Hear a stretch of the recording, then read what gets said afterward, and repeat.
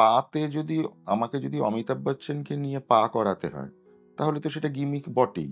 একজন news anchor, তাকে আমি কি বলবো, জার্নালিস্ট না পারফর্মিং আর্টিস্ট? মানে যেটাকে আমরা পরিষ্কার, যেটা মানে পরিষ্কার গোদা বাংলায় যাকে গদি মিডিয়া বলা হচ্ছে সারা ভারতবর্ষ জুড়ে। আপনি যদি খেয়াল করে দেখেন 2015 থেকে আমার ছবির সংখ্যা বা ফ্রিকোয়েন্সি ক্রমাগত কমছে। অনেক রাত্রে হলেও প্রাইম মিনিস্টার কিন্তু কল ব্যাক করতেন।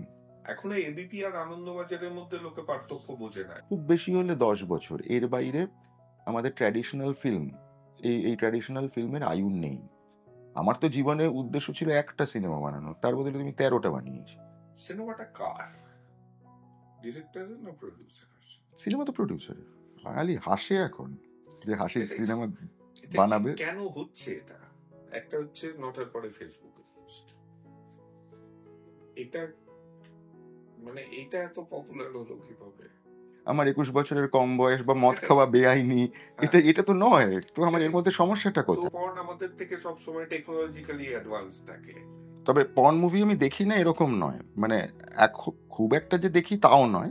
মানে একটা সিনেমা বানাতে যেরকম লোক লাগে সেটা তো যখন ছবির শেষে এন্ড স্ক্রোলটা চলে একটু একটু করে আমি যেটা দেখছি, মানে সেটা আমার বলার কিছু নেই, এটা পরিসংখ্যান বলছে যে 2023-এ বাংলা ছবি তৈরি হয়েছিল 132টা। 2024-এ সেই বাংলা ছবির সংখ্যা নেমে গেছে হচ্ছে। এরা গাছের নির্যাস দিয়ে বানায়, তো Manipura Ayurveda, essential oil based products.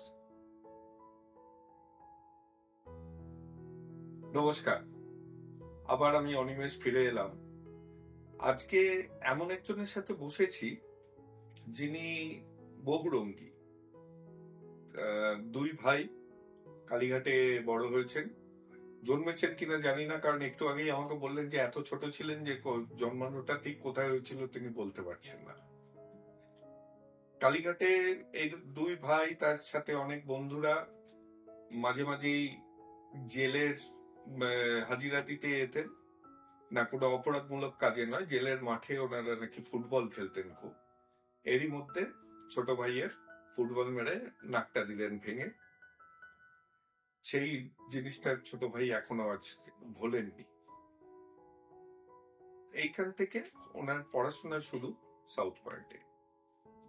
Student হিসেবে ভালো, এর জন্য প্রেসিডেন্সি কলেজে ফিজিক্স অনার্স নিয়ে পাশ করলেন। করে ঠিক করলেন যে পড়াশোনাটা মানে নর্মাল পড়াশোনাটা ওইখানে ইতি দিয়ে উনি চাকরি করবেন।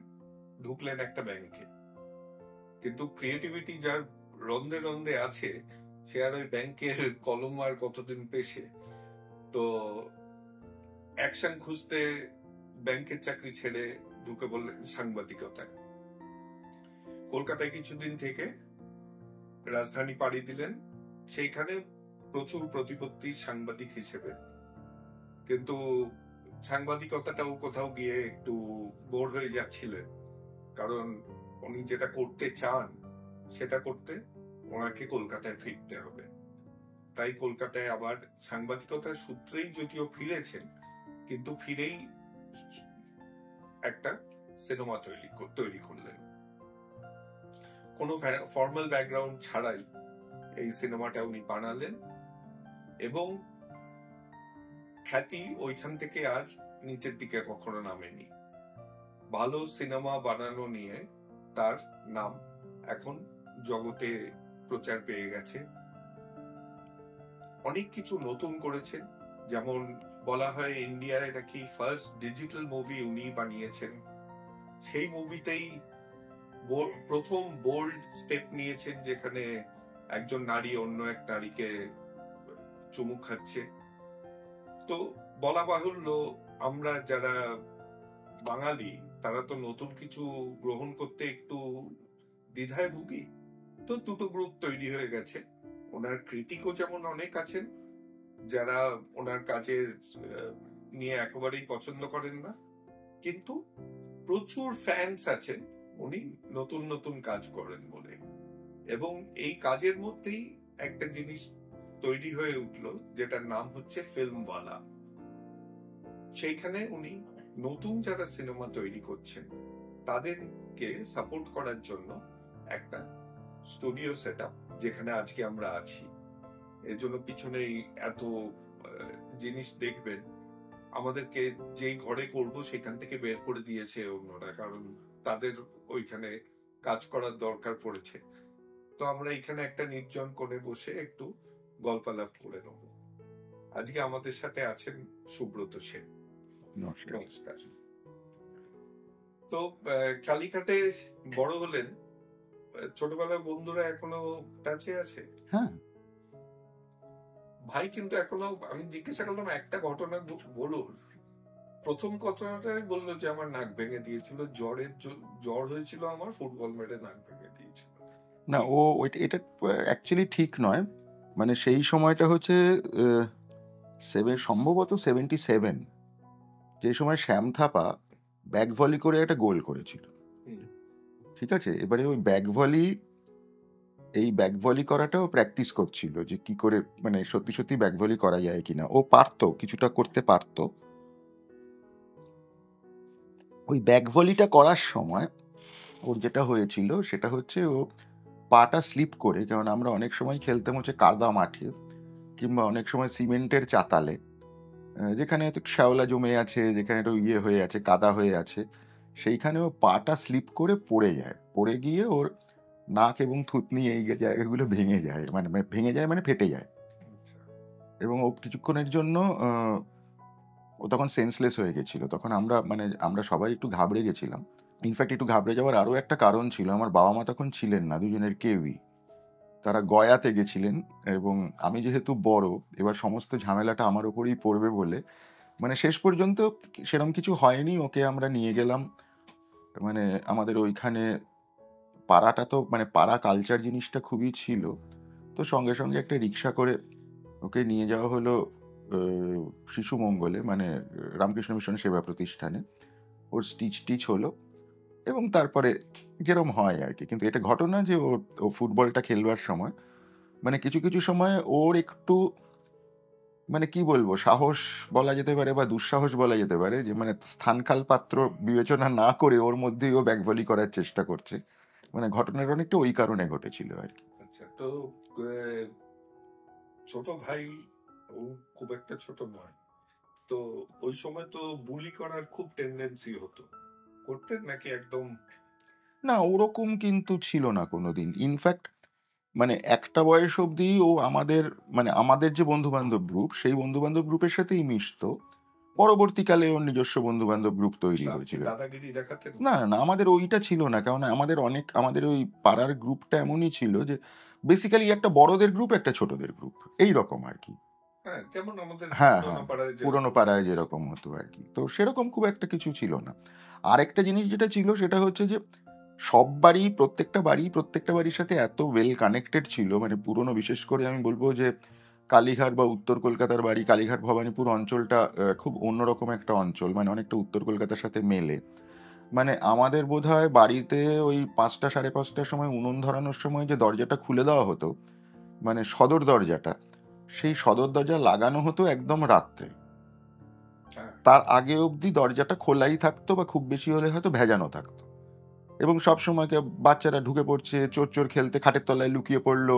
মানে আমরাও অন্য বাড়িতে গিয়ে করেছি এগুলো। বাড়িতে কে খেয়ে নিচ্ছে। হ্যাঁ, ওইটা কেউ খেয়াল রাখতো না, ওটা নিয়ে কারোর ইয়ে ছিল না আর কি, অত সমস্যা কিছু ছিল না। তো এইরকম একটা পরিবেশে বড় হয়ে তারপরে তো পড়াশোনায় ভালো নিশ্চয়ই ছিলেন, না হলে প্রেসিডেন্সিতে ফিজিক্স অনার্স আমার স্বপ্ন ছিল।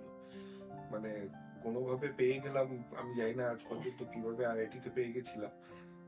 আর আমাদের সময় তো ওইসব প্যাশন ট্যাশন বলার হয় না, বললে একটাও পিঠের হাড় বাকি থাকতো না যে না পড়ে আমি প্রেসিডেন্সি। কিন্তু প্রেসিডেন্সিতে ফিজিক্স পড়া আমার কাছে একটা স্বপ্ন। তো ওই জায়গা থেকে একজনকে পেয়েছি যে প্রেসিডেন্সিতে ফিজিক্স অনার্স পড়েছে। তো সেই সময় কিরকম লাগতো যে এত, অবশ্যই পাড়ায় তার মানে তখন বিরাট ভালো ছেলে হিসেবে নাম?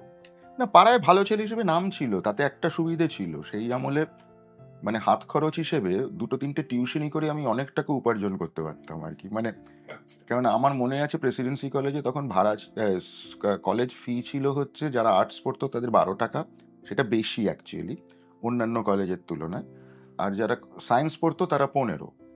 অন্যান্য কলেজে ফি স্ট্রাকচারটা ছিল যারা আর্টস পড়ে তাদের 10 টাকা মাসে, আর যারা সায়েন্স পড়ে তাদের 12 টাকা। আমাদের কলেজে ছিল হচ্ছে 12 টাকা আর 15 টাকা।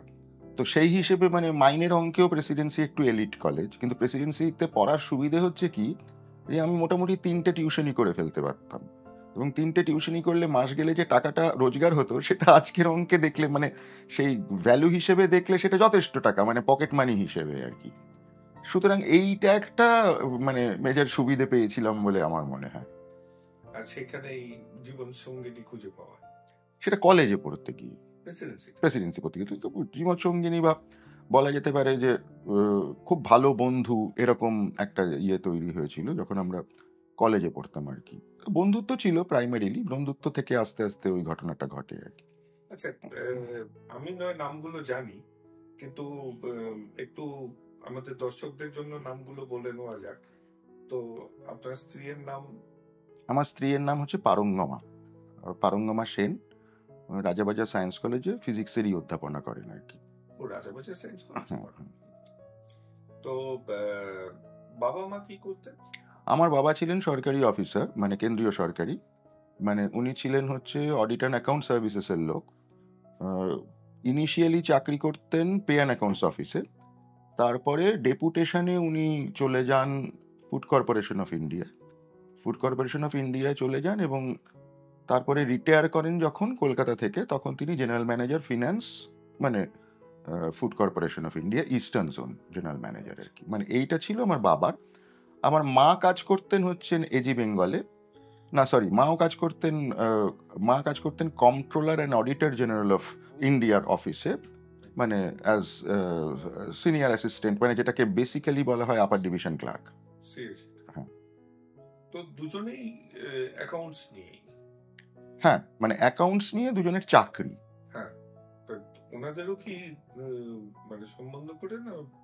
না, ওনাদেরটা কিছুটা সম্বন্ধ করেই, এবং পরিচয়টা সম্ভবত অফিসেই হয়েছিল। এটার ব্যাপারে খুব ডিটেলস আমি জানি না। আচ্ছা। কেননা আমাদের সময় আমার বাবা মারা দুজনেই তো অ্যাকচুয়ালি ওপার বাংলার মানুষ।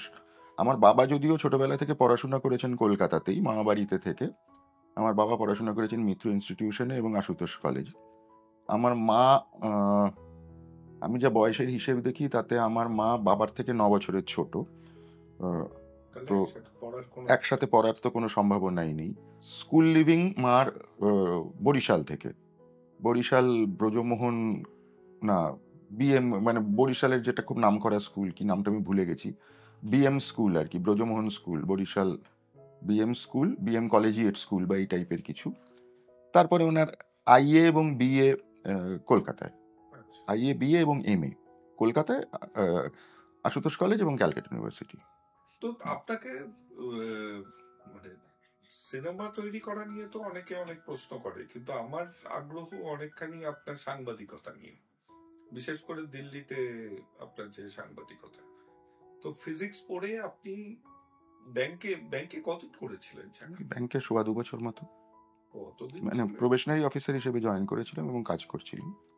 করে তারপরে একটা সময় আমি শিফট করে যাই জার্নালিজম। মানে যেটা লোকের মুখে শুনি এখন, অনেক কথা তো চলতে থাকে, লোককথা, মানে সেটাই কি সত্যি যে বোর হয়ে গিয়ে ছেড়ে দেওয়া নাকি? এটার মধ্যে না দুটো কারণ ছিল, কিছুটা বোর হয়ে যাওয়া, আরেকটা কারণ ছিল হচ্ছে যে এই ব্যাংকের চাকরিগুলো খুব ট্রান্সফারেবল। মানে আমার প্রথম 1.5 বছর, মানে যখন আমি প্রবেশনারি অফিসারের ট্রেনিংটা করছি, সেই সময় আমার প্রথম 1.5 বছর মোটামুটি চেন্নাই এবং এর্নাকুলাম জায়গাটা আমার ভীষণ সুন্দর, মানে আমার দারুণ লেগেছিল। পরবর্তীকালে আরও একবার গেছিলাম। এর্নাকুলাম, কোচিন, ওই যে টুইন সিটি।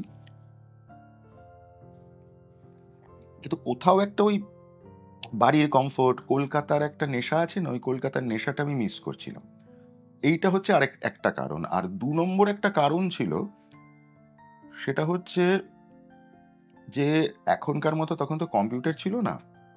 ওই যে হাফ ইয়ারলি ক্লোজিং এবং ইয়ারলি ক্লোজিং এ ওই যে লেজার গুনে গুনে যোগ করা, সেইটা খুব কঠিন কাজ আর কি, এবং কাউন্টার সাইনটা করতে হয় অফিসারকে। মানে ওটার মতো, মানে আমি বলবো বিরক্তিকর এবং বোরিং কাজ পৃথিবীতে খুব কম আছে। আরেকটা জিনিস হচ্ছে যেটা মাঝে, মাঝে করতে হতো, সাধারণত প্রবেশনারি অফিসারদের করতে হয় না, সেটা হচ্ছে টাকা গোনার কাজ। কিন্তু অনেক সময় যেটা হতো যে হয়তো কোনো কারণে মানে অফিসারকে সবসময় একটা কাউন্টার সাইন করতে হতো। মানে তখনকার দিনে তো হাতে টাকা গুনতে হতো। এখন আমার মুশকিল হচ্ছে যে আমার এই যে বুড়ো আঙুলটা দেখছেন না, এই বুড়ো আঙুলটা? হুম। এই বুড়ো আঙুলটা তোমার ছোট, তোমার টাকা গুনতে অনেক সময় লাগে। ওইটা ছোটবেলা থেকে হ্যাঁ, এটা আমার জন্ম থেকেই এরকম। এখন এইটাতে মানে এটা খুব একটা অদ্ভুত জিনিস ছিল আরকি। মানে যে কারণে আমার ওই ব্যাংকে এই টাকা হ্যান্ডলিং জিনিসটা করতে আমার একদম পছন্দ হতো না। মানে এটা আমি একদম পছন্দ করতাম না আরকি। আদারওয়াইজ ব্যাংকের চাকরির একটা অন্য মজা ছিল। অন্য মজা বলতে আমি যেটা বোঝাচ্ছি, সেটা হচ্ছে যে ব্যাংকের চাকরির একটা লেভেল তো হচ্ছে সাধারণ মানুষের সাথে মেশা। এই সাধারণ মানুষ যে কত রকমের মানুষ হয় এবং কত রকমের মানুষ যে একটা ব্যাংকে আসে এবং আ সেই যে জিনিসটা মানে আমার পেনশনের টাকাটা কি ঢুকেছে? মানে এইরকম মানুষ থেকে শুরু করে মানে একদিনে এসে আ ৳১০,০০,০০০ ক্যাশ তুলে নিয়ে যাচ্ছে এইরকম মানুষ। এইরকম এত যে স্পেকট্রাম অফ পিপল এইটা কিন্তু খুব এটা সাংবাদিকতায় কিছুটা পাওয়া যায়। কিন্তু ব্যাংকের মতো ঐরকমভাবে সাধারণ মানুষের সাথে মেশার সুযোগটা এটা সাংবাদিকতায় কোন ব্যাংক ছিল? আমি ছিলাম ইন্ডিয়ান ব্যাংকে। ইন্ডিয়ান ব্যাংকে। মানে আপনি ওই পরে আসুন এখন লাঞ্চ টাইম বলার ব্যাংকে নয়। না ওইটা তো ছিল। ওইটা ব্যাপারটা হচ্ছে কি ওইটা মাঝে, মাঝে যখন ওই অ্যাজিটেশন চলতো আর তখন তো লাঞ্চ অব্দি ছিল। ব্যাংকিং আওয়ারটা হ্যাঁ, তখন ছিল তারপরে হচ্ছে তো ঢুকতে দিত না। হ্যাঁ, ব্যাংকিং আওয়ারটা তখন ছিল হচ্ছে ১০টা থেকে ২টো। মানে ২টোর সময় লাঞ্চ হতো। তারপরে বাকিটা হচ্ছে ওই টাকা গোনা এবং পুরো আসর গোছানোর খেলা আরকি। তো কলকাতায় ফেরার জন্য ব্যাংকের চাকরি ছাড়লেন? কলকাতায় ফেরার জন্য না, আবার এইখানে মানে ওখানে যেটা সিস্টেমটা ছিল সেটা হচ্ছে যে অন্তত ১ম ১০ বছর ২ বছর, ২ বছর করে বিভিন্ন ব্রাঞ্চে থাকতে হবে। হুম। মানে এটা যেকোনো জায়গায় হতে পারে।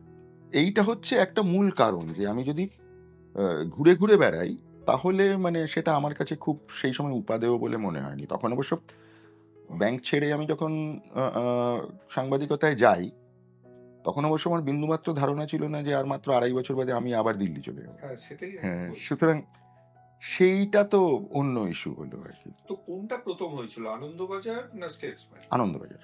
তারপরে স্টেটসম্যান। আচ্ছা। তো এই যে দিল্লি গেলেন, দিল্লি মানে সাংবাদিকতার জার্নালিস্টের একটা দিল্লি একটা বড় জায়গা। তো এমন কিছু ঘটনা ঘটেছিল, যেমন শোনায় প্রণব মুখার্জির সাথে নাকি আপনার একটা ভালো মিটিং হয়েছিল। প্রণববাবুর সাথে আমার খুব ভালো সম্পর্ক ছিল। প্রণববাবু কেন সেই সময় অনেকের সাথেই ছিল। প্রণববাবুর সাথে বিশেষ করে ছিল। আ প্রণববাবুর সাথে ছিল, ইন্দ্রজিৎ গুপ্তর সাথে ছিল, অনেকের সাথে ছিল। মানে এরকম নয় যে শুধু প্রণববাবু। আ মাধবরাও সিন্ধিয়ার সাথে ছিল। মানে এইরকম আমি আমি এমনকি এল.কে. আডবাণীর বাড়িতেও আমি সকালে ব্রেকফাস্ট করেছি। যদিও নিরামিষ এসেছিলেন তো একটু ইয়ে লাগতো আরকি। মানে যে খুব যে পছন্দ করতাম যেতে এরকম বলা যায় না। তো আবার গুরুদাস দাশগুপ্তর বাড়িতে বসে আমি রাত্রির বেলা মানে উনার এমপি কোয়ার্টারে বসে উনি রান্না করছেন, আমি উনাকে হেল্প করছি। এরকমও ঘটেছে। মানে এগুলো খুব ইনফরমাল লেভেলে, ফরমাল লেভেলে তো ঠিক আছে সাংবাদিক সম্মেলন, অমুক-তমুক ইত্যাদিগুলো হয়। সেগুলো বাদ দিয়ে আমি বলছি আরকি। তো এইটা ছিল এই ধরনের একটা ঘনিষ্ঠতা মানুষে, মানুষে মিশলে যেরকম হয়। প্রণববাবু আমাকে স্নেহ করতেন বলে আমার ধারণা। আ তো এইটা আর সেই সময় একটা সুবিধে কি ছিল? সেই সময় লোকে না ফোন করলে ফোন ধরত। এখনকার মতো তো মোবাইলের যুগ ছিল না। তো অত লোকে ঘন, ঘন ফোন-টোন করত না। এবং এখন যেমন লোকে ওই ঘন, ঘন ফোনের চোটে বিরক্ত হয়ে ফোন ধরে না, সেই বিষয়টা তখন ছিল না। তখন এমনকি অনেক বড় নেতা এমনকি প্রাইম মিনিস্টার্স অফিসেও যদি বলে রাখা থাকতো যে বাড়িতে যে বলবেন যে অমুকে ফোন করেছিল। অনেক রাত্রে হলেও প্রাইম মিনিস্টার কিন্তু কল ব্যাক করতেন। আর আমরা তো নিজেরা দেখেছি জ্যোতিবাবু নিজে ফোন ধরতেন। মানে যদি উনি বাড়িতে নিজে ফোন ধরতেন। আমরা দেখেছি সত্যজিৎ রায় নিজে ফোন ধরতেন। তো এইটা নিয়ে অত কোনো মানে বিরাট কিছু করছি এইটা কিন্তু সেরকম নয় ব্যাপারটা। আর ১ম কথা হচ্ছে যে প্রফেশনে যে আছে সেই প্রফেশনে তো সে তার কিছু, কিছু লোকের সাথে মিশতেই হবে। মানে আমি যদি রাজনৈতিক সংবাদদাতা হই আমাকে রাজনীতির মানুষদের সাথে মিশতে হবে, তো সেটা তো অবভিয়াসলি মিশতে হ্যাঁ, হবে। কিন্তু ওই সময় কোনো এমন স্কুপ পেয়েছিলেন যেটা মানে স্কুপ তো ছিলই, সেগুলো ছেড়ে দিন, কিন্তু আমার কাছে যেটা সব থেকে আমি বলবো যে আমি খুব একটা সাংবাদিক হিসেবে একটা খুব লাকি সময় আমি দিল্লিতে ছিলাম। তার কারণ হচ্ছে আমি যেদিন দিল্লি শহরে এসে নামলাম সেটা সম্ভবত 89 89 অক্টোবর। সেই দিন এসে ট্রেন থেকে নেমে আমি দেখলাম যে দিল্লি মোটামুটি শুনশান এবং একটা ধর্মঘটের চেহারা। কি ব্যাপারটা কি? ব্যাপারটা হচ্ছে যে আমি যখন ট্রেনে ছিলাম সেই দিন রাত্রে, মানে সেই দিন সন্ধেবেলায় লালকৃষ্ণ আডবাণীকে রথযাত্রার সময় বিহারে অ্যারেস্ট করা হয়েছে। আচ্ছা ঠিক আছে? আমার সূত্রপাতটা এইখান থেকে, যে এল.কে. আডবাণীকে অ্যারেস্ট করা হয়েছে আমি যেদিন দিল্লি গিয়ে পৌঁছলাম। তখন প্রধানমন্ত্রী হচ্ছেন ভিপি সিং। সুতরাং আমি বড়, বড় ঘটনার মধ্যে আমি ভিপি সিংকে রিজাইন করতে দেখেছি চোখের সামনে, যেখানে দাঁড়িয়ে উনি মানে আপনি পুরো মন্ডল কমিশন অ্যাজিটেশন না, মন্ডল কমিশন এডিশনের ঠিক পরে, মানে যে সময় ইয়েটা চলছে, এবার ওই রাম মন্দিরে রাম মন্দিরের ইস্যুটা শুরু হয়ে গেছে। মানে তখন আমরা বেঙ্গলে বসে অতটা বুঝতে পারতাম না, কিন্তু ওইখানে গিয়ে দেখলাম বিষয়টা কি আর কি। তো আমি পৌঁছেছি, আমি দিল্লি পৌঁছেছি হচ্ছে বিশ্বনাথ প্রতাপ সিং এর আমলে। তারপরে আমি চন্দ্রশেখরকে দেখেছি। চন্দ্রশেখরের পরে আমি ওই দিন 10 এর জন্য আমি অটল বিহারী বাজপেয়ীকে দেখেছি। তারপরে আমি নরসিমহা রাওকে প্রধানমন্ত্রী দেখেছি। তারপরে আমি নরসিমহা রাওকে প্রধানমন্ত্রী দেখার পরে আমি অটল বিহারী বাজপেয়ীকে আরেকবার দেখেছি খুব সামান্য সময়ের জন্য। তারপর আমি দেখেছি এইচ.ডি. দেবেগৌড়াকে প্রধানমন্ত্রী হিসেবে। তারপরে দেখেছি আমি আই.কে. গুজরালকে প্রধানমন্ত্রী হিসেবে। তারপরে আমি দেখেছি হচ্ছে প্রধানমন্ত্রী হিসেবে যখন আমি দিল্লি ছাড়ি আরকি 2001-2 নাগাদ। সেই সময় আমি দেখেছি অটল বিহারী বাজপেয়ী প্রধানমন্ত্রী।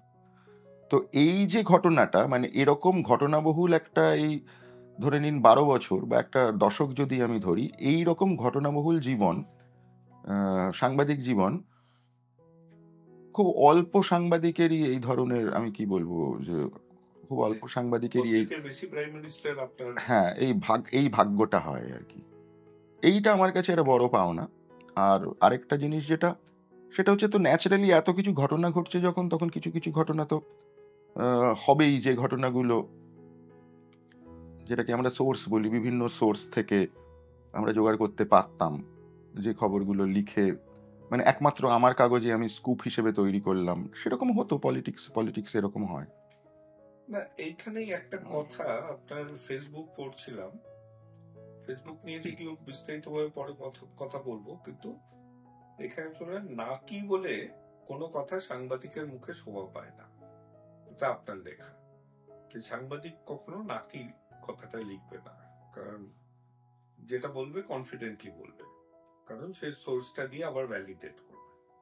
তো আজকে যদি দেখা যায় তা পুরোটাই তো নাকিতেই চলছে, বরঞ্চ বলা যায় নাকি উল্টো দিকে চলছে। মানে জানি খবরটা ভুল, সেটাকে অতিরঞ্জিত ভাবে দেখাচ্ছি।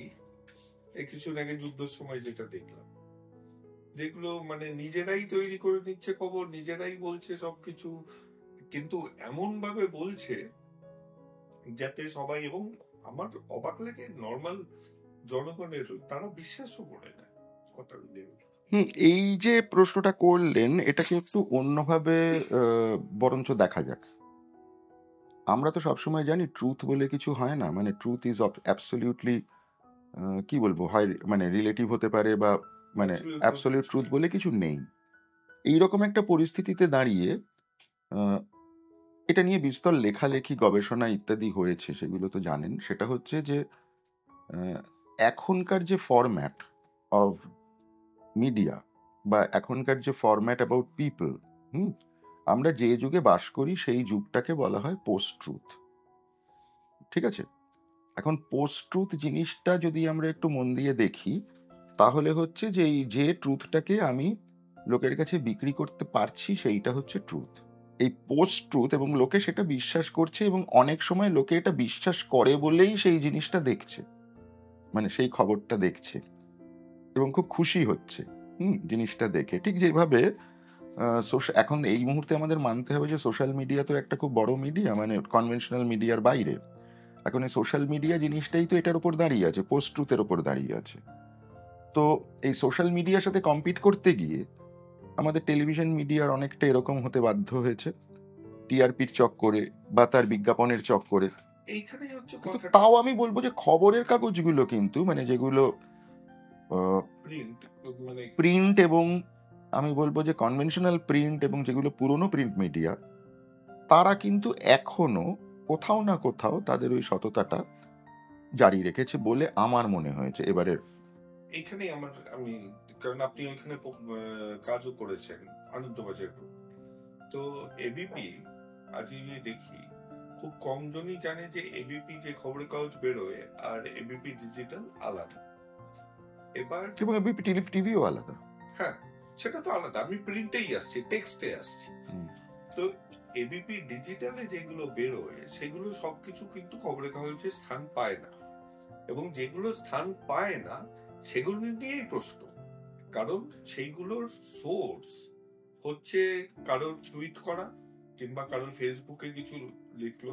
যেমন কিছুদিন আগে এই আরজি কর ইনসিডেন্টে যখন এই ডাক্তারদের কত ফান্ড তুলেছে এবং সেই নিয়ে একজন সাংবাদিকই লিখেছিলেন তার ফেসবুকে, তো তিনি হয়তো সেটাকে এডিটরের থ্রু দিয়ে পাস করাতে পারেননি, এর জন্য নিজের হ্যান্ডেলেই লিখেছিলেন। পরের দিন দেখলাম তার চ্যানেল তোলেনি কথাটা, তার এডিটর থামিয়ে দিয়েছে, কিন্তু অন্য জায়গাগুলোতে দেখলাম যে সূত্র সাংবাদিকের নাম দিয়ে ফেসবুক পোস্ট, মানে অবাক হয়ে যেতে হয় যেখানে সূত্র একটা ফেসবুক পোস্ট হচ্ছে। আমি ডিজিটাল মিডিয়াটাকে মূলত দেখি হচ্ছে, বললাম না, ওই সোশ্যাল মিডিয়া হিসেবে। আমি তো বললাম যে সোশ্যাল মিডিয়ার ট্রুথ, মানে আমি পোস্ট করি বা সোশ্যাল মিডিয়ার কোনো, সেটা মিডিয়া হাউস যদি হয় সেই যদি বা পোস্ট করে, আমি এইটাকে সম্পূর্ণ দেখছি হচ্ছে সোশ্যাল মিডিয়ার দিক থেকে। আমি আমি তো বললাম যে সোশ্যাল মিডিয়াতে অ্যাবসলিউট ট্রুথ এক্সপেক্ট করাটাই ভুল, কারণ আমরা কমপ্লিটলি যে যুগে বাস করছি সেটা পোস্ট ট্রুথের জগৎ। কিন্তু এটা নর্মাল লোকেরা বুঝছে না, যেহেতু ব্র্যান্ড নেমটা এক, সেহেতু এখনো এবিপি আর আনন্দবাজারের মধ্যে লোকে পার্থক্য বোঝে না, এবং হয়তো বা ইচ্ছা করেই তারা কোনো অ্যাওয়ারনেস করায়নি যে দুটো আলাদা। তো সেই জায়গাটাতেই লোকে ভাবছে যে এত বড় একটা হাউস যখন লিখেছে, ওটাতেই আসছি আপনার আরেকটা কমেন্টে, মানে আমি কোডগুলো নিয়ে এসেছি যে বেটার ওমেন্ট দ্যান কমেন্ট। এটা অন্য জার্নালিস্টরাও, মানে আগেকার দিনে যারা ভালো জার্নালিস্ট ছিলেন তাদের থেকে আমি এটা শুনেছি আগে। তো এটা লোকে কিন্তু এখনো এটাই ধরে যে জার্নালিস্ট যখন লিখেছে, সেটা কমিট যখন করেছে, তার মানে এটা ভেরিফাই করে এসছে। আমার এটা নিয়ে না একটু সন্দেহ আছে, মানে আমি লোকে কতদূর খবরের কাগজ এবং মিডিয়াকে এবং সোশ্যাল মিডিয়াকে বিশ্বাস করে, আমি যখন সংবাদ মাধ্যমে ছিলাম তখন থেকেই আমি বলছি, এটা নিয়ে আমার যথেষ্ট একটা বিভ্রান্তি আছে, আমার যথেষ্ট একটা অবিশ্বাস আছে, মানে যে সত্যি সত্যি এরকম হয় কিনা। কারণ আমরা ছোটবেলা থেকে শুনে এসেছি যে অমুক পত্রিকা, যে কি জানি ওই ভগবান বিষ্ণু ঘুমোচ্ছিলেন এবং ওই একটা করে কেউ একটা মিথ্যে কথা বললে একটা ঘন্টা বাজে ঢং করে, তখন ভগবান বিষ্ণু উঠে একবার দেখে নেন যে কে মিথ্যে কথা বললো বা কে কোন পাপ করলো। তো এবার উনি ঘুমোচ্ছিলেন, নারদ বসেছিলেন, হঠাৎ ঠিক ওই রাত্রির 12টা বা 1টার সময় ঢং ঢং ঢং ঢং ঢং ঢং করে অনেক ঘন্টা পড়তে লাগলো। তখন নারদ দেখলেন যে ভগবান বিষ্ণু বা নারায়ণ তিনি উঠলেনও না, ভ্রুক্ষেপও করলেন না। তিনি বললেন, এই কি ওইখানে যে এত মিথ্যে কথা বলছে, আপনি কোনো কিছু বলছেন না? বলছে, ওটা জানি, ওটা তো অমুক কাগজ ছাপা হচ্ছে এখন। তো এই যে ঘটনাটা, এটা কিন্তু আমরা ছোটবেলায় শুনেছি, বুঝতে পারছেন? এবং এবং সেই সময় যদি এইরকম একটা জোক চলতে পারে, মানে আমার ছোটবেলা বলতে আমি বোঝাচ্ছি হচ্ছে 13, 14, 15 বছর বয়সের সময়ের কথা বলছি। তো এই সময় যদি খবরের কাগজ ছাপা হচ্ছে, এই সময় যদি মানে ভগবান বিষ্ণু এবং সেটা জানেন এবং তিনি, তার মানে এটা জনমানসে এটা প্রতিষ্ঠিত একটা ধারণা ছিল। মানে ফেক নিউজ তখনও ছিল। এবং সেইটা তো সেই জিনিসটা তখন, মানে ইনফ্যাক্ট আমি ওই আমলের একটা সার্ভে পড়েছিলাম যে সময় সাধারণ মানুষ এর কাছে একটাই ধ্রুব সত্য ছিল, সেটা হচ্ছে অল ইন্ডিয়া রেডিও নিউজ কি বলল। ঠিক আছে, এবং এটা এটা ঘটনা, মানে এই তথ্যটা আমি পেয়েছিলাম এবং আমাকে দেখিয়েছিলেন ওই সার্ভেটা হচ্ছে বিক্রমন নাইয়ার, যিনি আমার সিনিয়র, আনন্দবাজারে ছিলেন। তিনি আমাকে এই তথ্যটা দেখিয়ে প্রবল খুব হাসছিলেন যে এই দেখো, তোমরা যে যে খবরগুলো লেখো তো কেউ তো বিশ্বাস করে না, এই হচ্ছে সার্ভে রিপোর্ট, এটা ঘটনা। সুতরাং এইটা, মানে এইটা যে আজকের ঘটনা এরকম ভাবার কোনো কারণ নেই কিন্তু। তাহলে আমি একটা প্রশ্ন, যেটাই কিছুদিন আগে একজন চ্যানেলে পরিচিত একজন তাকে জিজ্ঞাসা করলাম, তার সাথেও এরকম গল্প করছিলাম যে একজন নিউজ অ্যাঙ্কার, তাকে আমি কি বলবো, জার্নালিস্ট না পারফর্মিং আর্টিস্ট? এটা না, মানে জার্নালিজমের অনেকগুলো ভাগ আছে। একজন নিউজ অ্যাঙ্কার যদি সেজেগুজে ধরুন খবর পড়ছে, ঠিক আছে, তাহলে সে নিউজ রিডার। এখন সে যদি, একজন নিউজ অ্যাঙ্কার যদি ধরুন লাইভ প্রশ্ন করতে পারছে সরাসরি, মানে শুধু টেলিপ্রম্পটার দেখে করছে না, লাইভ প্রশ্ন করতে পারছে, তাহলে সে জার্নালিস্ট। বুঝতে পেরেছেন? আমারই পদবী আলা একজন যিনি লাইভ প্রশ্ন করেন, অন্য কিন্তু উত্তরটা দিতে দেন না, থামিয়ে দেন, সেটা তো অন্য প্রসঙ্গ হলো, কেননা আপনি যদি প্রশ্ন করেন উত্তরটা তো শুনতে হবে। হ্যাঁ, তো সেই পারফর্মিং আর্টিস্ট না সে জার্নালিস্ট? মানে আজকে প্রশ্নটা ওইখানেই এসে দাঁড়াচ্ছে যে সে তার মাথা দিয়ে প্রশ্ন করছে, উত্তরও নিজেই ঠিক করে নিয়েছে। সে উত্তর যদি অন্য কিছু হয় তখন সে বলছে না। যেমন আজকে আমাদের দেশের যিনি সবচেয়ে উপরে আছে, দেশের সবথেকে উপরে তো প্রেসিডেন্ট আছেন, উনি তো কিছু বলেন না। না আমাদের মানে আমাদের নির্বাচনী ওইটা মানে ঠিক আছে, কনস্টিটিউশন ওয়াইজ হয়তো ভুল, কিন্তু ফাংশনালি যিনি সবচেয়ে উপরে থাকেন, তাকেও দেখা গেছে কোনো একটা জায়গায় লেপেলটা খুলে জল খেয়ে দোস্তি বানিয়ে আমার করে উঠে গেছেন, কিন্তু তাতে সেই অন্য জার্নালিস্ট কিন্তু তার জায়গাটা ছাড়েনি, সে তার জিনিসটা নিয়েই ছিল। তো এই যে মেরুদণ্ড, এটা কি টিআরপি খেয়ে নিয়েছে? টিআরপি খাইয়েছে এটা হয়তো নয়, মানে আমার যেটা ধারণা সেটা হচ্ছে যে কর্পোরেট মালিকানা এবং মালিকানার কি দৃষ্টিভঙ্গি সেইটা খেয়ে নিয়েছে। দেখুন, মানে যেটাকে আমরা পরিষ্কার, যেটা মানে পরিষ্কার গোদা বাংলায় যাকে গদি মিডিয়া বলা হচ্ছে সারা ভারতবর্ষ জুড়ে, আলটিমেটলি তো ঘটনাটা তো তখনই আসবে যখন কমন লোক ওইগুলোকে, দেখুন, কমন লোক শুনবে কি শুনবে না সেইটা তো পরের প্রশ্ন। প্রথম জিনিসটা হচ্ছে প্রোপাগান্ডা খাওয়ানো। নিউজ আর প্রোপাগান্ডা দুটো জিনিস তো এক নয়। এখন যেটা হয়ে দাঁড়িয়েছে সেটা হচ্ছে যে বহু ক্ষেত্রে টেলিভিশনে আমরা দেখতে পাচ্ছি যে নিউজের বদলে প্রোপাগান্ডা হয়। এইখানে এই জায়গাটাতেই আমি যেটা পড়ছিলাম না, আমি একটা ফেসবুক পোস্ট এবার আসছি যে কিন্তু ফেসবুক নিয়ে যেই উক্তিটা করব সেটার জন্য উক্তিটা করে রাখছি। একজনকে যখন জিজ্ঞাসা করলাম আপনার সম্বন্ধে, তখন বললো 9টার পরের ফেসবুক পোস্ট গুলো দেখ। তো এই 9টার পরেটা নিয়ে আলোচনাটা পরে আসছি, কিন্তু ওই 9টার আগে তো ফেসবুক পোস্ট করি না, না না কিছু খুব সামান্য, কিন্তু 9টার পরের একটা কারণ আছে। এবার আমার প্রশ্নটা হচ্ছে যে আপনার সিনেমা যখন দেখছি তখন অনেকখানি আপনি প্রাপ্তবয়স্ক একটা অডিয়েন্স, তার চিন্তাধারার ক্যাপাবিলিটি আছে এইরকম ভেবে একটা সিনেমাটা বানাচ্ছে। একদম দুমদাম দিসুম দিসুম সিনেমা তো আপনি বানান না। এই রকম যখন আপনি এই কনফিডেন্সটা রাখতে পারছেন অডিয়েন্সের উপরে, সেই অডিয়েন্সই কি এত বোকা হয়ে যাচ্ছে? আমি শুধু পলিটিক্সে যাচ্ছি না, কিছুদিন আগে 1-2 বছর আগে কোনো প্রতি বছরই একটা করে সাইক্লোন আসে, সে রাস্তায় জলের মধ্যে সাংবাদিক শুয়ে সাঁতার কাটছে, যেটা আবার বিহাইন্ড দ্য সিন বেরিয়ে গেল, পাশ দিয়ে একটা লোক হেঁটে যাচ্ছে। আজকাল তো ক্যামেরা হাতে হাতে আছে, এর জন্য এই বোকামো গুলো করে কেন সেটাও বুঝি না। তো এই যে নাটকটা, সে তো নিউজ রিডার নয়, সে রাস্তায়, সে ওইখানে পারফর্মিং আর্টিস্টেরই কাজ করছে, সিনেমাতে চান্স না পেয়ে সে আজকে জার্নালিস্ট। না সে কি করা যাবে, মানে জিনিসটা যেটা হয়ে দাঁড়িয়েছে সেটা হচ্ছে যে লোককে যে সিরিয়াল দেখা থেকে আটকে এনে নিউজে ঢোকাতে হবে, কিছু একটা তো করতে হবে। তার মানে সে টিআরপি। সেটাই হচ্ছে যখন কোনো ঘটনা ঘটে তখন সেইটাই লক্ষ্য থাকে। কিন্তু যারা নিউজ দেখতে চায় তারাও আছে বাংলা মিডিয়াতে। না, খুঁজে বার করা যায়। মানে আমি তো আমি অফিস থেকে যদি ফিরি, ধরুন 7টায় ফিরলাম, 7টা থেকে আমি কোনো বাংলা চ্যানেল দেখতে পারি না, কারণ সব জায়গায় চিৎকার হচ্ছে। এবং মানে স্বনামধন্য লোকেরা ক্যামেরার সামনে এলে তাদের এই যে চিন্তাধারার যে অবক্ষয়, মানে আমাকে তো কেউ ওইরকম ভাবে মানে জাস্ট চিৎকার করতে বললে, আমি তো যদি আমাকে চ্যানেল পয়সা দিয়েও বলে তাহলেও তো করবো না। হ্যাঁ, কারণ আফটার অল আমারও একটা রেপুটেশন আছে।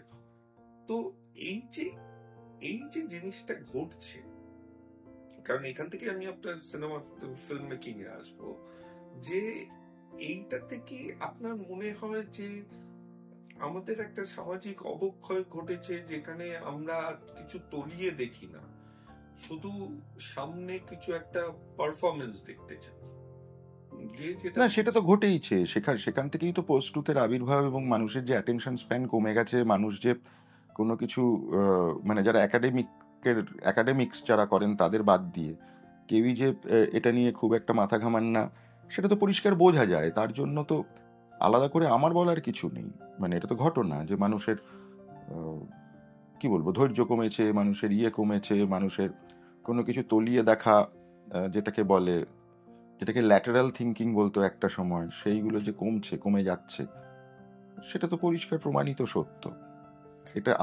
এটাকে এন্ডোর্স করার কিছু নেই। এটা তো আমি পডকাস্ট প্রচুর দেখি, এর জন্য একজন উনি অবশ্য স্ট্যান্ড আপ করেন, জাহিল খান, উনি বলছিলেন যে কথাটা আমার খুব মনে ধরেছিল, যে ছোটবেলায় আমি মানুষ থেকে প্রচুর সময় নষ্ট করতাম।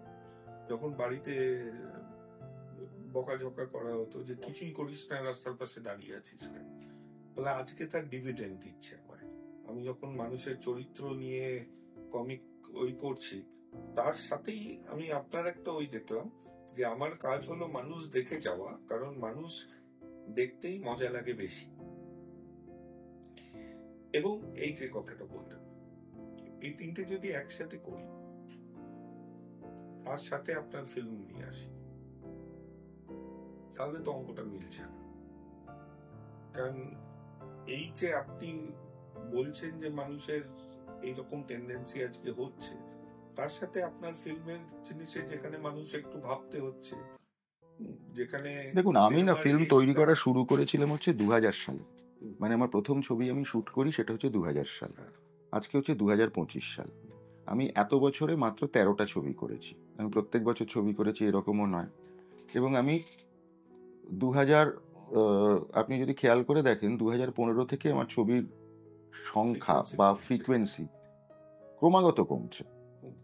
এটা একটা তো কারণ অবশ্যই এই যে মানুষের সেই অ্যাটেনশন স্প্যানটা বা মানুষের সেই আস্তে আস্তে কমে যাচ্ছে। এবং আরেকটা অবশ্যই অন্য কারণ আছে, যদি এটা কমে যায় তাহলে আমার এখন নতুনভাবে অন্য মিডিয়ামে আমি কিভাবে বলবো সেটা নিয়ে আমার একটা অনুসন্ধিৎসা আছে, যেটা নিয়ে আমি দেখছি যে মানে মানে যে কারণে আমার মনে হয় যে আমি সত্যি বলছি যে এই cinema in at the present form খুব বেশি দিন আর টিকবে না। এটা আমি ব্যক্তিগতভাবে বিশ্বাস করি। এবং সেই কারণে দেখা যাক যে এরপরে কোন দিকে যায় ব্যাপারটা। কারণ আছে অনেকগুলো। মানে আমি যে সময় যে সময় ধরুন 2003 সালে যে সময় আমি নির্জনে শুট করেছিলাম 2003 এ, হ্যাঁ। 2004 এ রিলিজ করেছিল। সেই সময় আমি ডিজিটাল ছবি করছি এইটা শুনলে লোকে হাসাহাসি করত। 2002 এ শুট করেছিলাম, 2003 এ রিলিজ করেছিল। তো সবাই কিন্তু আমি সেই সময় একটা মোটামুটি আমার একটা স্বচ্ছ ধারণা হয়েছিল যে 2000 খুব বেশি হলে 10 বছর। এর বাইরে আমাদের ট্র্যাডিশনাল ফিল্ম এই ট্র্যাডিশনাল ফিল্মের আয়ু নেই। এটাকে দুভাবে দেখা যেতে পারে। একটা হচ্ছে ইনস্টিংক্ট, আরেকটা দেখা যেতে পারে সেটাকে বলে ইন্টেলিজেন্ট গেস ওয়ার্ক। মানে যেটা ফিজিক্সে খুব ইম্পর্টেন্ট একটা জায়গা, নিশ্চয়ই এটা জানেন আর কি, যে ইন্টেলিজেন্ট গেস ওয়ার্ক কাকে বলে, যেটা সাংবাদিকতাতেও খুব কাজে লাগে। Intelligent and informed guess work, মানে informed and intelligent guess work. এই জায়গাটা থেকে আমার 2003 সালে মনে হয়েছিল। তার আগের সারা পৃথিবীতে বেশ কিছু ইন্টারন্যাশনাল ফিল্ম ফেস্টিভ্যালে আমি ডিবি ক্যাম দিয়ে তৈরি করা ছবি, সেগুলোকে দেখে আমার মনে হয়েছিল যে ল্যাঙ্গুয়েজ চেঞ্জ হবে ছবির। বিশেষ করে ইন্ডিপেন্ডেন্ট ঘরানার ছবি, যে ধরনের ছবিগুলো আমি করতে চাই। ঠিক একইভাবে আমার এই মুহূর্তে দাঁড়িয়ে মনে হচ্ছে, এবং এটা আজকে থেকে না, এটা আমার 2001-2 সাল থেকেই মনে হচ্ছে যে আমরা এই মুহূর্তে সিনেমার যে জায়গাটায় দাঁড়িয়ে আছি, that is a transitional phase, যেটা আমরা বুঝতে পারছি না। এই জায়গা থেকে মানে জিনিসটাকে আমি দেখছি আর কি। সেই কারণে আমার যত দিন যাচ্ছে আমার সিনেমা তৈরি করা বা সিনেমার উৎসাহটা আমার কমে যাচ্ছে। এটা হচ্ছে একটা মেজর কারণ। ২ নম্বর আরেকটা কারণ আছে, সেটা আমি বলি। সেটা হচ্ছে যে যখন আমি বুঝে যাই যে এই কাজটা আমি মোটামুটি করতে পারি এবং ভালোই করতে পারি, আমার পুরো জিনিসটার উপরে একটা গ্রাস্প এসেছে বা গ্রাস্প আছে, তখন না আমার সেই কাজটার থেকে ইন্টারেস্ট চলে যায়। এই যে আমার ইন্টারেস্টটা চলে যায়, তখন আমার কাজগুলো মনে হয় যে দূর, এটা তো করেই ফেলেছি, আর করে কি হবে? সিনেমা তো, আমার তো জীবনের উদ্দেশ্য ছিল একটা সিনেমা বানানো, তার বদলে তুমি 13টা বানিয়েছি। তো এত ইয়ের কি আছে? মানে এরকম তো নয় যে আমি যে মানে সারা পৃথিবীতে ১,০০০টা ইম্পোর্টেন্ট ফিল্ম মেকারের মধ্যে পড়ি, ৫০,০০০টার মধ্যেও পড়ি কিনা সন্দেহ আছে। তো আমার নিজের কাছে আমার দেখার ছিল যে আমি এই সিনেমাটা বানাতে পারি কিনা। তো সেটা তোমার দেখা হয়ে গেছে। তো আমি আর কেন এটার পেছনে ছুটবো? নতুন কিছু করার ইচ্ছে। নতুন কিছু করার ইচ্ছে বা কিছু না করার ইচ্ছে, সেটাও তো একটা ইচ্ছে। আচ্ছা, এটা আমি শেষের দিকে ভেবেছিলাম আসবো, কিন্তু তাও বলি কয়েক জায়গায় যেহেতু প্রসঙ্গটা উঠলো, যে অনেক এই ফিল্ম ফ্যাটার্নিটিতেই আমি কথা বলে অনেকেই আপনাকে ধরে যে টেকনিক্যালি সাউন্ড জার্নালিস্ট, যার জীবনে একটা সিনেমা করার ইচ্ছা ছিল, অনেকেই করে উঠতে পারে না, সুব্রত সেন করেছে, এবং তারপরে যেহেতু প্রথমটাতে এত খ্যাতি পেয়ে গেছে, এর জন্য তারপরে করতেই থেকেছে। তো এই চিন্তাধারাটা কতখানি সত্যি? কিছুটা তো সত্যি। কারণ আমি যখন একটা ছবি হয়ে গেছে, মানে সেই সময় আমার মানে কিছুটা যেটা হয় সেটা হচ্ছে, তারপরে মনে তো একটা পিয়ার প্রেশার তৈরি হয় যে আপনি আরেকটা ছবি করুন। আরো আমি এরপরে অনেকগুলো মানে অনেক বেশ কিছু ছবি আমি করেছি জাস্ট পিয়ার প্রেশারে। এবং আরেকটা পাশাপাশি যেটা হয়েছে যে সেই সময় আমার মধ্যে যেটা ঢুকে বসে, সেটা হচ্ছে ফিল্ম টেকনোলজিটা বোঝার একটা মানে একটা তাগিদ। এবং সেইখান থেকে আমার নীল নির্জনে করা, আমার বিভিন্ন ফরম্যাট নিয়ে এক্সপেরিমেন্ট করার ইচ্ছে। মানে আমি নীল নির্জনের কথাটা বাদ দিয়ে বলছি, নীল নির্জনে তো ঠিক আছে, প্রথম ডিজিটাল ফিল্ম তৈরি হলো। তারপরে তো একটা সময় রেড এলো, 2010-11 সাল থেকে রেড এলো। 2012 সালে আমি একটা ছবি করেছিলাম, যে ছবিটার নাম হচ্ছে কয়েকটি মেয়ের গল্প। সেটা সারা ভারতবর্ষে প্রথম একটা ছবি যেটা 5D তে শুট করা। যে 5D দিয়ে প্রচুর লোকে, মানে এখানেও যেমন এই 5Dর পরবর্তী সংস্করণ দিয়ে এখানে শুট হচ্ছে। তো ওইটা দিয়েও যে সিনেমা করা যায়, সেটা জাস্ট দেখার জন্য আমি ছবিটা করেছি। তো এই যে ঘটনাটা ঘটে বারবার, তো এটা তো এক ধরনের অনুসন্ধিৎসা, আর কি বলবো? মানে তার জন্য যে মানে আমি যে সিনেমা বানাচ্ছি, সেটা তো ঠিক আছে, একটা উপরি পাওনা। এটাতে আমি কেন মজা লাগছে যে আমিও কাঁচা হাতে কিছু কর্পোরেট ফিল্মস বানাই। তো সেইখানে আমি একবার একজন, মানে আমার কম্পিটিটর, সে কি ক্যামেরা ব্যবহার করবে, এই করবে, সেই করবে, প্রচুর জিনিস বুঝিয়ে গেছে। এবার কাস্টমার কিছুই বোঝেন না, উনি লিখে রেখেছেন, আমাকে বলছে আপনি এটা ইউজ করবেন, নাহলে কি ইউজ করবেন। আমি অনেকক্ষণ শুনে তারপর তাকে বললাম যে আপনি চান কি, যে আপনি কি একটা ভালো কর্পোরেট ফিল্ম চান যেটা ঝকঝকে থাকবে, যেটা আপনি লোকজনকে দেখিয়ে গর্ব বোধ করবেন, নাকি ভালো ভালো ক্যামেরা ইউজ করতে চান? আখেরে আপনার চাহিদা কি? ও কিন্তু হয়তো করবে না, ও ওইগুলো বলছে দাম বাড়ানোর জন্য, যে ও কেন বেশি নিচ্ছে সেটার জাস্টিফিকেশন। তো কলকাতায় এটা প্রচন্ড একটা, কলকাতায় কেন, আমার ধারণা সব জায়গাতেই হয়, কিন্তু কলকাতায় বেশি, কারণ কলকাতায় আমি কলকাতার অ্যাড ফিল্ম মেকারকে আমি দেখেছি কলকাতার ক্লায়েন্টের সাথে মিটিং করছে বম্বেতে গিয়ে। কারণ কলকাতায় যে অ্যাড ফিল্মটা 10 লাখে হবে, বম্বেতে সেটা 30 লাখে কন্ট্রাক্টটা সই হবে, কারণ ক্লায়েন্ট বলবে এটা বম্বে থেকে করিয়ে এনেছি।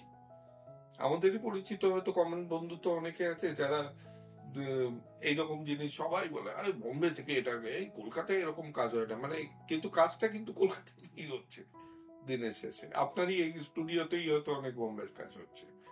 তো এই যে একটা মানে আউটকামের ছেড়ে যেই বড় বড় নাম দিয়ে, টেকনিক্যাল নাম দিয়ে লোকে বেচার চেষ্টা করছে, আপনার কি মনে হয় যে এইটার জন্য আমরা বিদেশের, আমি যদি পুরো ইন্ডিয়াটাকেই ধরি, সাউথ কিন্তু ওরকম নয় যতখানি আমি দেখেছি। না, আমার নিজের যেটা মত হচ্ছে যে আমি কোন ছবি করছি সেইখানে আমার কি ক্যামেরা প্রয়োজন, বা ক্যামেরা তো দুরকম ভাবে দেখতে হয়। একটা হচ্ছে যে আমার এক্স্যাক্টলি কি ক্যামেরা প্রয়োজন সেইটা আমায় বুঝতে হবে, যে আমি কতখানি কিভাবে আমি ট্র্যাডিশনাল মেথডে কাজ করছি। তাহলে আমাকে একটু নিতে হবে, মানে আমি কি বলবো, একটু ভারী ক্যামেরায় কাজ করতে হবে। আমি যদি ক্যামেরা অন্য মেথডে কাজ করি, তাহলে আমি চেষ্টা করব যে এটা ছোট ক্যামেরা হাতে নেওয়া, মানে আমার যদি রিয়েল লোকেশনে সর্বক্ষণ শুট হয়, আমি সবসময় চেষ্টা করব এটা ছোট ক্যামেরায় কাজ করতে। এবং তার পাশাপাশি আরেকটা জিনিসও যেটা দেখতে লাগে সেটা হচ্ছে যে আমার ছবিটা যিনি যিনি তুলছেন, যে সিনেমাটোগ্রাফার, সে তার সে কোন ক্যামেরার সেটআপে কমফোর্টেবল, এটা তো লাগে। সেই সেই জায়গাটাও অনেক সময় দেখতে লাগে। তো এই দুটোকে মিলেমিশে ছবির বাজেট, সেটাও একটা ফ্যাক্টর হয়ে দাঁড়ায়। এইগুলোকে মিলেমিশেই, কারণ এখন আমি গত ৪-৫ বছর ধরে বিশেষ করে আমি যেটা দেখছি, সেটা হচ্ছে যে একটা তীব্র হাই এন্ড ক্যামেরা আর একটা আ হাই এন্ড, যেখান থেকে হাই এন্ড বা সত্যিকারের টেকনিক্যালি সাউন্ড একটা ক্যামেরা যে জায়গা থেকে শুরু হচ্ছে, তাদের কোয়ালিটি ডিফারেন্স কিন্তু খুব খুব একটা ডিফারেন্স নয়। দামের ডিফারেন্সটা কিন্তু হিউজ।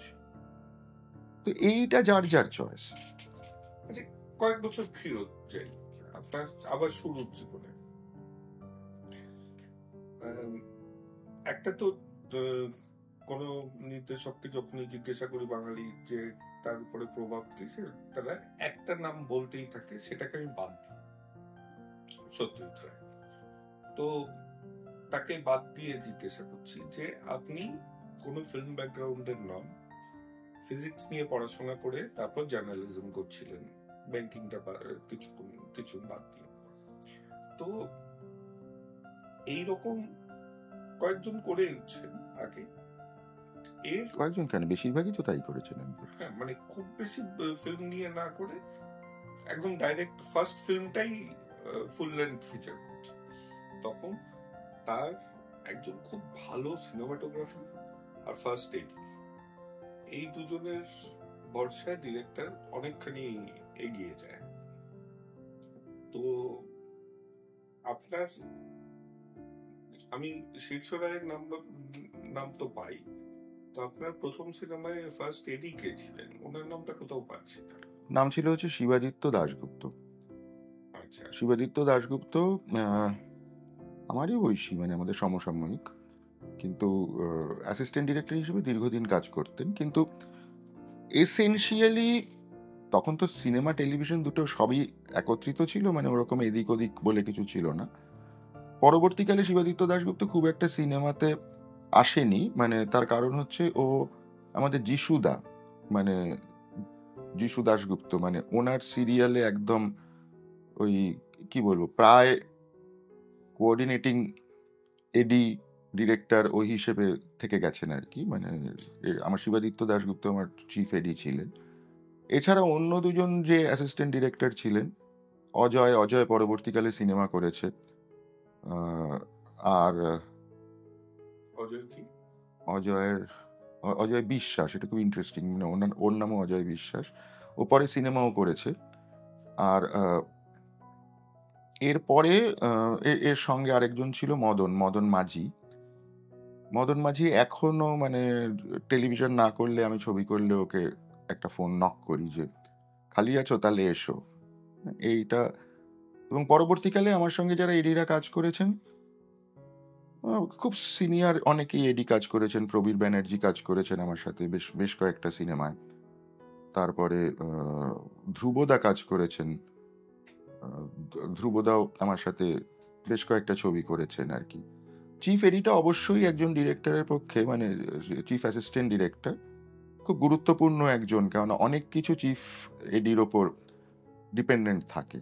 এখন আমি ছবি করতে গেলে যেটা হয়েছে সেটা হচ্ছে যে আমার সঙ্গে ছবি করে যারা প্রথম শুরু করেছিল তাদের মধ্যে অনেকেই এখন চিফ এডি, সুতরাং তাদেরকে ডেকে নিই আমি, এবং সেটা কাজ করতে একটু সুবিধে হয়, কেননা যেহেতু একটা টিউনিং থাকে, যেহেতু আমার সাথে দীর্ঘদিন ধরে কাজ করছে, তো ওই ওই জায়গাটা থেকে হয়। তবে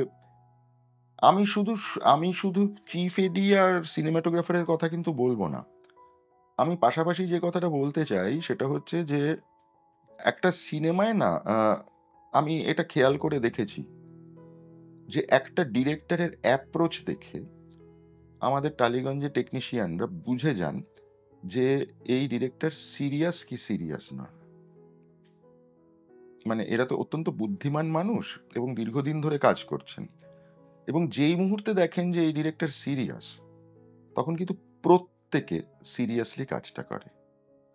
এই জায়গাটা কিন্তু মানে একদম ওই চিফ এডি, সিনেমাটোগ্রাফার থেকে শুরু করে যাবতীয় অ্যাসিস্ট্যান্ট, প্রোডাকশন বয়, প্রত্যেকে তখন কিন্তু এই সিনেমাটার সঙ্গে যুক্ত হয়ে যায়।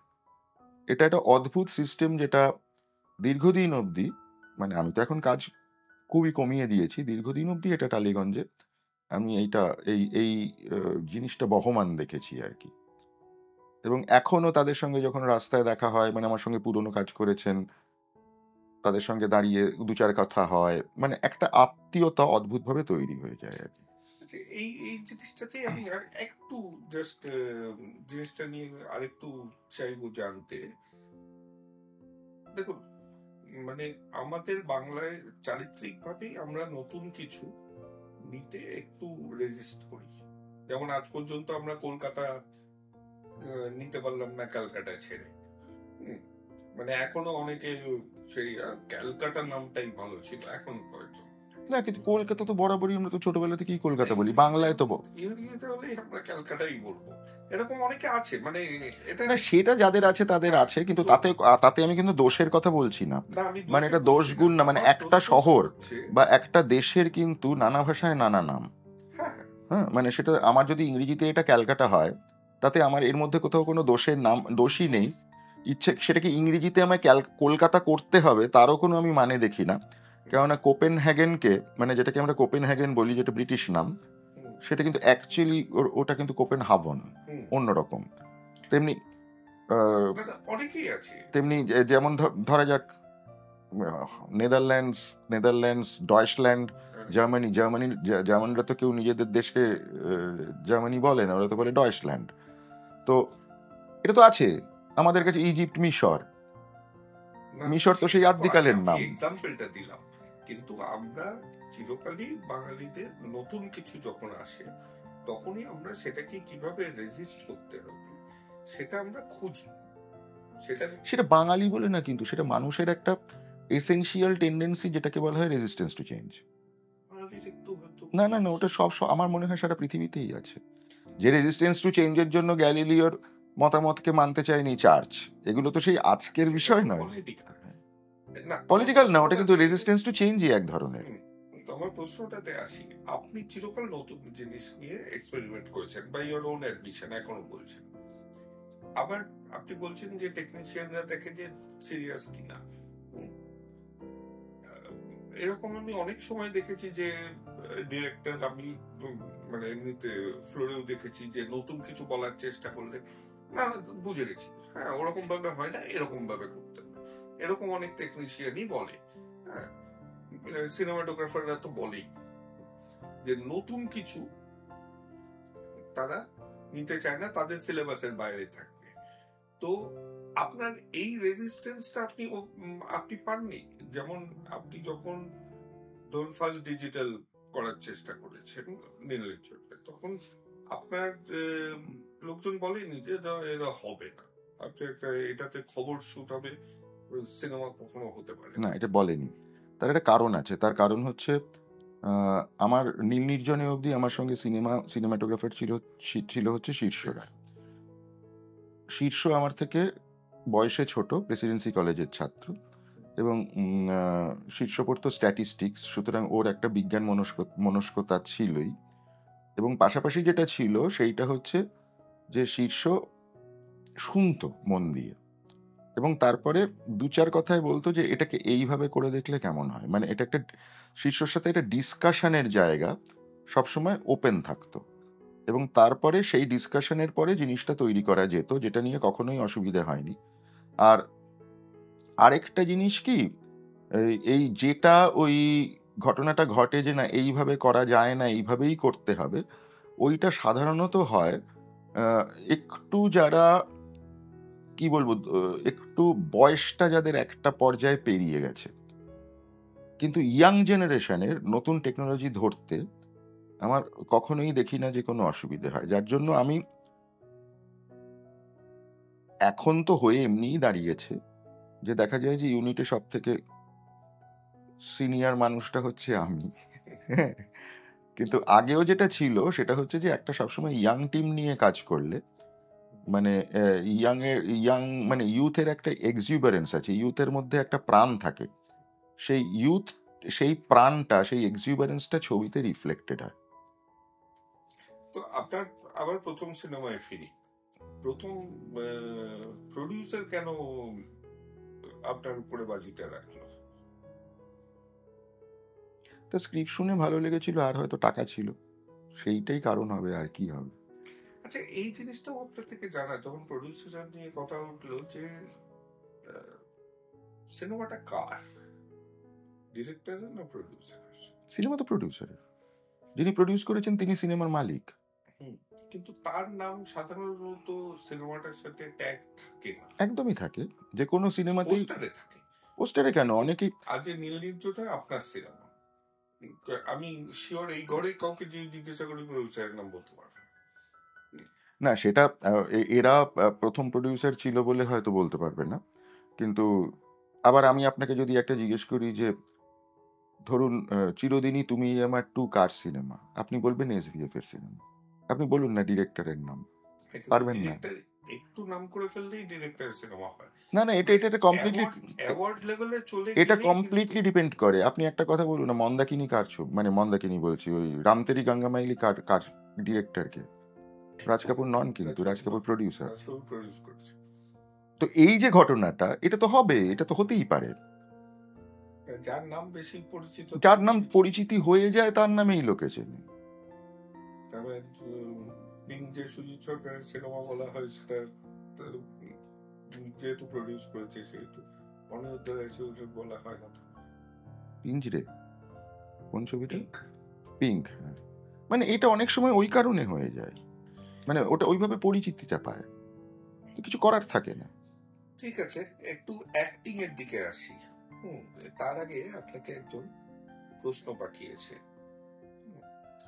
তো উনি আমাদের পডকাস্টেও এসছে। এখন এটা মানে স্বেচ্ছাবসর নিয়েছে 82.5, যেটা আগে বেস ছিল, তার চেয়ারম্যান আর চিফ ক্রিয়েটিভ অফিসার ছিল সুমন্ত চট্টোপাধ্যায়। তো ও এখন অ্যাক্টিং করবে বলে অ্যাডভার্টাইজিং লাইন থেকে অবসর নিয়ে এখন করছে, কিছু শর্ট ফিল্মস তো করছে শুনছি, তারপর প্রচুর ওয়ার্কশপ করছে। মানে অবাক হয়ে যাই যে নামার আগে মানে এই বয়সেও এত প্রিপেয়ারনেসের দিকে ঝোঁক খুব কম সময় দেখা যায়। কারণ কোন একটা জায়গায় তো অলরেডি উঠে গেছে, সেই জায়গা থেকেও মানে পুরোপুরি একদম সব দিক ঠিক করে নামলো, এরকম একটা ব্যাপার। তো ও একটা প্রশ্ন পাঠিয়েছে। নমস্কার সুব্রত বাবু, আমি সুমন্ত চট্টোপাধ্যায়। বিজ্ঞাপনের জগতে কাজ করেছি, থিয়েটার আর স্বাধীন সিনেমায় অভিনয়ও করেছি। একজন অভিনেতা হিসেবে আমার সবচেয়ে বেশি আগ্রহ সেই চরিত্রগুলির প্রতি যেগুলোর মধ্যে গভীর দ্বন্দ্ব কাজ করে, যে ধরনের চরিত্র আমরা আপনার ছবিতে দেখি। তাই আজ আপনাকে একটা প্রশ্ন করার সুযোগ পেয়ে আমি সত্যি আনন্দিত। আপনার ছবি এক যে আছে কন্যা, নীল নির্জনে, বিবর, প্রজাপতি, এইসব ছবির চরিত্রেরা যেন একটা সূক্ষ্ম দোলাচলের মধ্যে দিয়ে যায়। তারা বিদ্রোহ করে, আবার ভীষণ সংবেদনশীল, বিচ্ছিন্ন অথচ নিজের জায়গা খুঁজে পাওয়ার চেষ্টা চালিয়ে যায়। একজন অভিনেতা হিসেবে আমার প্রশ্ন হলো, আপনি যখন এই ধরনের মনস্তাত্ত্বিক স্তরের জটিল চরিত্রের জন্য কাউকে কাস্ট করেন, তখন সেই অভিনেতার মধ্যে আপনি কি খোঁজেন? এমন কিছু কি থাকে যা দেখে আপনি ভাবেন এই মানুষটা আমার চরিত্রের নীরবতা আর আলোড়ন দুটোই ধারণ করতে পারবে? তো এইটার একটা এর সাথে আমার একটা আছে জানার, যে কাস্টিং ডিরেক্টর এই যে একটা রোল, এটা বাংলায় কতখানি প্রচলিত? এখন প্রচলিত হচ্ছে, কিন্তু আমরা যখন কাজ শুরু করি তখন ওই রকম ভাবে প্রচলন ছিল না। এখন কিছুটা কিছুটা প্রচলিত হচ্ছে বটেই। তবে আমাদের আমাদের কাজ করার ধরন বা আমরা যেহেতু অনেকদিন ধরে কাজ করছি, আমাদের ক্ষেত্রে আমরা কাস্টিং ডিরেক্টর খুব একটা যে ব্যবহার করি তা নয়। আমাদের ক্ষেত্রে যেটা হয় সেটা হচ্ছে সেই চিরাচরিত পন্থা, যে এখন যে পন্থাটা একটু অন্যরকম হয়েছে, যে অমুক চরিত্রের জন্য দেখা যাক কাউকে কি পাওয়া যায় কিনা ফেসবুক, অমুক জায়গায় সেটা জিজ্ঞেস করা হয় এবং তখন লোকজন ফোন করে এবং এসে তখন কি বলবো অডিশন দেয়। এইটা একটা পন্থা। আরেকটা পন্থা হচ্ছে লোক যার চেনা জানা, আমার চরিত্রটা এইরকম, চেনা জানা লোকেদের দিয়ে বলানো, এবং বিশেষ করে এই মুহূর্তে কেউ কাজ করছে কিনা ওই রকম, মানে যারা অলরেডি অভিনয়ের সঙ্গে যুক্ত রয়েছে এরকম কেউ রয়েছে কিনা, না থাকলে থিয়েটারের কেউ আছে কিনা, সেই জায়গাগুলো খোঁজ খবর নেওয়া। আমরা যেভাবে কাস্টিং করি সেটা মূলত এইভাবে। তবে এখন ইদানিংকালে কাস্টিং ডিরেক্টরের রোলটা খুব ইম্পর্টেন্ট রোল প্লে করতে শুরু করেছে গত 5 বছর, 3-4 বছর ধরে তো বটেই। তো সুমন্তর প্রশ্নটাতে ফেরত আসি, যে আপনি চয়েসটা করেন কি? আমি দুভাবে করি। প্রথম কথা হচ্ছে যে আমি চরিত্রটাকে যেভাবে দেখছি, মানে তার অ্যাপিয়ারেন্স, সেই অ্যাপিয়ারেন্সটা আমার সঙ্গে মিলছে কিনা। কেননা একজন, মানে আমি ধরা যাক আমি প্রজাপতির কথা যদি বলি, প্রজাপতিতে যে চরিত্রটা রয়েছে সুখেন, সেই সুখেনের বয়সটা আমি ধরে নিচ্ছি মিড এই অ্যারাউন্ড 50। তো অ্যারাউন্ড 50 একটা বয়সী মানুষ, এবং তার আগে 3টে মানে ফেজ আমি দেখাচ্ছি, যখন একটা হচ্ছে সে একদম ছোট, আরেকটা হচ্ছে ওই ধরা যাক 18 থেকে 21-22 বছর বয়স, আরেকটা হচ্ছে এই শেষ, মানে শেষ বয়স বলবো না, ওই পরিণত বয়স 45-50 এইরকম বয়স।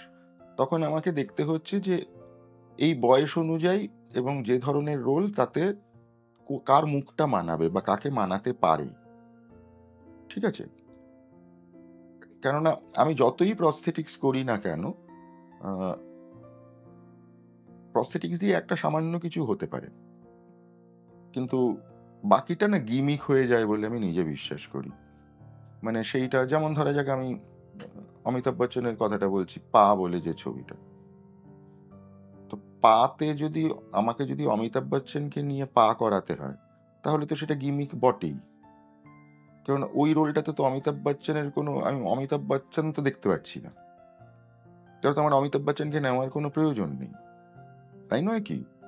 মানে অমিতাভ বচ্চনকে নেওয়া হয়েছে সিম্পলি ওটা একটা মার্কেটিং বলে, এবং সে কতটা প্রস্থেটিক করে পাতে গিয়ে অমিতাভ বচ্চন, মানে অমিতাভ বচ্চন কি করে পা হলেন সেইটা নিয়ে বিজ্ঞাপন হয়েছে।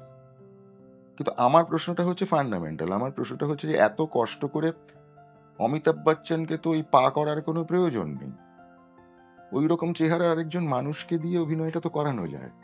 মানে এবং সুতরাং এই যে জায়গাটা, ধরা যাক আমি এইখানে যে বৈশিষ্ট্যটা ম্যাটার করে সেটা খুব ইম্পর্টেন্ট বৈশিষ্ট্য, কারণ আমি মনে করি যে 80-85% হচ্ছে তাকে চরিত্রে মানাচ্ছে কিনা।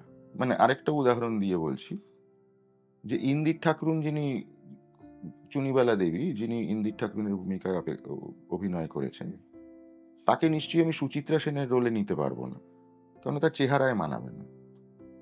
জিনিসটা হচ্ছে প্রাইমারিলি এইটা।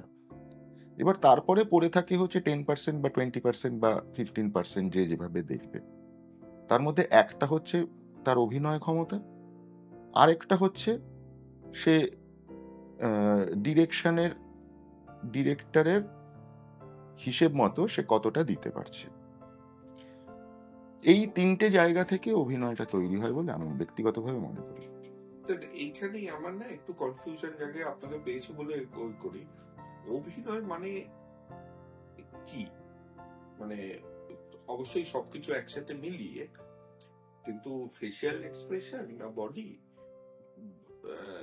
না ভোকাল পার্টটা, কোনটা বেশি? সবটা। তাহলে যেই মুহূর্তে আমি প্রোস্টেটিক্স ইউজ করছি আজকাল, কারণ আজকাল খুব বেশি হচ্ছে, আগেও যে আমরা বায়োপিক করিনি তা তো নয়, কিন্তু সঞ্জুর মতন বায়োপিকও করেছি প্রোস্টেটিক ছাড়া, কিন্তু যেই মুহূর্তে প্রোস্টেটিক ইউজ করছি ফেসিয়াল এক্সপ্রেশনটা তো মেরে দিচ্ছি সঙ্গে সঙ্গে, তখন সেই অ্যাক্টরকে আর আমি অ্যাক্টিং এর জন্য কিভাবে বাহবা দেবো? কারণ সে তো তাকে দেখতেই করে দিয়েছে এমন ভাবে যাতে যার বায়োপিক তার একটা ফ্যান ফলোয়িং যেটা আছে, তাকে আমি ওই মেকআপ আর্টিস্টটাকে টেনে নিয়েছে, অ্যাক্টর টানে নি।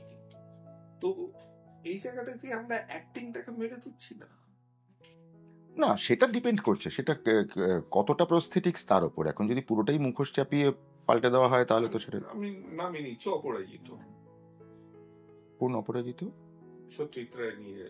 না না, ওখানে প্রস্থেটিক্স নেই তো, পুরো মুখটাই তো সত্যজিৎ রায়ের মতন করে দেওয়া। না না না, ওর সঙ্গে চেহারার মিল আছে, শুধু ওর দাঁতটা বদলে দেওয়া, এছাড়া তো আর কিছু করেনি ওটাতে। মুখে কোনো প্রস্থেটিক্স নেই? নেই নেই।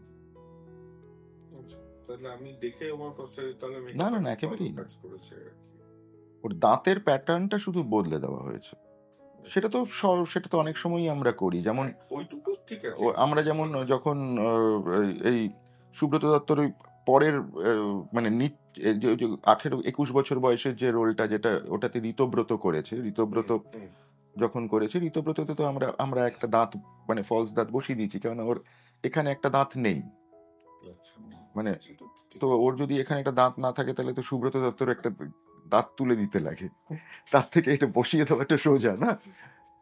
তাহলে তিনটে জিনিসের মধ্যে আপনি বললেন সোশ্যাল মিডিয়াও দেখে, তো নাম মানে সে কত প্রচলিত নাম, কতখানি ফেস ক্যারেক্টারের সাথে যাচ্ছে, আর সোশ্যাল মিডিয়া ফলোইং কিরকম আছে? না, সোশ্যাল মিডিয়া ফলোইংটা ইস্যু নয়, কিন্তু সোশ্যাল মিডিয়াতে আমরা যেটা বলি সেটা হচ্ছে, মানে অ্যাটলিস্ট সেটা হচ্ছে যে এইরকম রোলের জন্য ইফ এনিবডি ইজ ইন্টারেস্টেড বা যার এইটা, সেটা তো ফেচ করার জন্য, সেটার কাজই সোশ্যাল মিডিয়া। কিন্তু আজকাল অনেক কাস্টিংই হচ্ছে কার কত ফলোয়ার আছে, যারা নিজেদেরকে ইনফ্লুয়েন্সার বলে তারপরে এখন অ্যাক্টিং এ ঢুকে যাচ্ছে, তাদেরকে তো মানে নেওয়াই হচ্ছে অনেকখানি, যে কত ফলোয়িং আছে তার মানে আমার সিনেমাটা দেখবে তত লোক। এই কনসেপ্টটা আমি ঠিক বুঝতে পারি না, যাই হোক সেটা অন্য ইস্যু, সেটা যারা করেন, আমি কখনো ওইভাবে কাস্টিং করিনি। ওইরকম ভাবে কাস্টিং আপনি কোনোদিন মানে করিনি, করবো বলে মনেও হয় না। আর এইদিকে আমি দুটো মানে দেখতে পাই, একদিকে কঙ্কনাকে বাদ দিন, কঙ্কনাকে আপনি লঞ্চ করেছেন, কিন্তু অন্যদিকে আপনি কিছু প্রতিষ্ঠিত অ্যাক্টর নিয়ে কাজ করেছেন, কিছু যেটা বাংলায় খুব কম দেখা যায়, যে এনএসডি পাস আউটদের নিয়ে কাজ করেছেন। এনএসডি পাস আউটদের নিয়ে আমি তো মাত্র দুজনকে নিয়েই কাজ করেছি, সুব্রত দত্ত আর তন্নিষ্ঠা। তো এই যে, কিন্তু আমাদের সত্যজিৎ রায়ের ফিল্ম ইনস্টিটিউটের যদি দেখি, ওইখান থেকে খুব একটা তো অ্যাক্টিং এর কিছু বিশেষ কিছু হয় না, তাহলে আমাদের এনএসডি থেকে লোক বাঙালি কি আমরা পাই না কোথাও? কারণ কোথাও যখন আলোচনা শুনি আমি অ্যাক্টরদের, আমি কোথাও নয় তারা বলে না, এই দুজনকে যেমন জানি, কিন্তু নয় তারা আমাদের এখানে থিয়েটার, নর্মাল থিয়েটার থেকে আসে লোক, কিন্তু তারা এনএসডি কিংবা কোনো থিয়েটার প্রচলিত ভাবে শিখে আসা খুব কম পেয়েছি। এখানে অ্যাক্টিং এর কোর্সটা তো সেই অর্থে নেই, মানে বেঙ্গলে অন্য কোথাও। এনএসডি তে আমি দেখেছি বেশিরভাগ স্টুডেন্টই আফটার গ্র্যাজুয়েশন বা এনএসডি হওয়ার পরে তারা বেশিরভাগই বম্বেতে থাকেন, তো সেই জন্য ওদেরকে আমরা খুব একটা যে এখানে নাটকে দেখতে পাই তা নয়। সুব্রত দত্ত, তন্নিষ্ঠা ছাড়াও তো ওখানে অনেকে আছে, দিব্যেন্দু আছে, অনেক বাঙালি আছে যারা, হ্যাঁ। আমি আরেকজন এনএসডি পাস আউটকে নিয়ে কাজ করেছি, সে হচ্ছে জয়াশীল, জয়া এনএসডি পাস আউট, আর মনে পড়ছে না, মানে এই জয়ার নামটা আমি ভুলে গেছিলাম, জয়াও কিন্তু এনএসডি আমি ওই একটা সিনেমারই কথা ভাবছিলাম। তো ফিল্মওয়ালাতে আসি। ফিল্মওয়ালা জিনিসটা কি? মানে আমার যে ধারণাটা ছিল, আমার এক বন্ধু আছে যে ক্লিনিং স্টাফ প্রোভাইড করে, তার সাথে ক্লিনিং প্রোডাক্টসও প্রোভাইড করে। তো সে একবার আমাকে বলেছিল যে আমি সেই সেকেন্ড কোম্পানিটা খুলেছি, যে যেখানে টেন্ডারে স্টাফের কন্ট্রাক্টটা হারাই, সেখানে দ্বিতীয়টা আমি পাই। কারণ যারা কন্ট্রাক্টটা জেতে তাদেরকে আমি বলি আমারই প্রোডাক্ট নাও। আমি কিছুভাবে পার্টিসিপেট করলে কিছুভাবে আমি কিছু ব্যবসা পাই।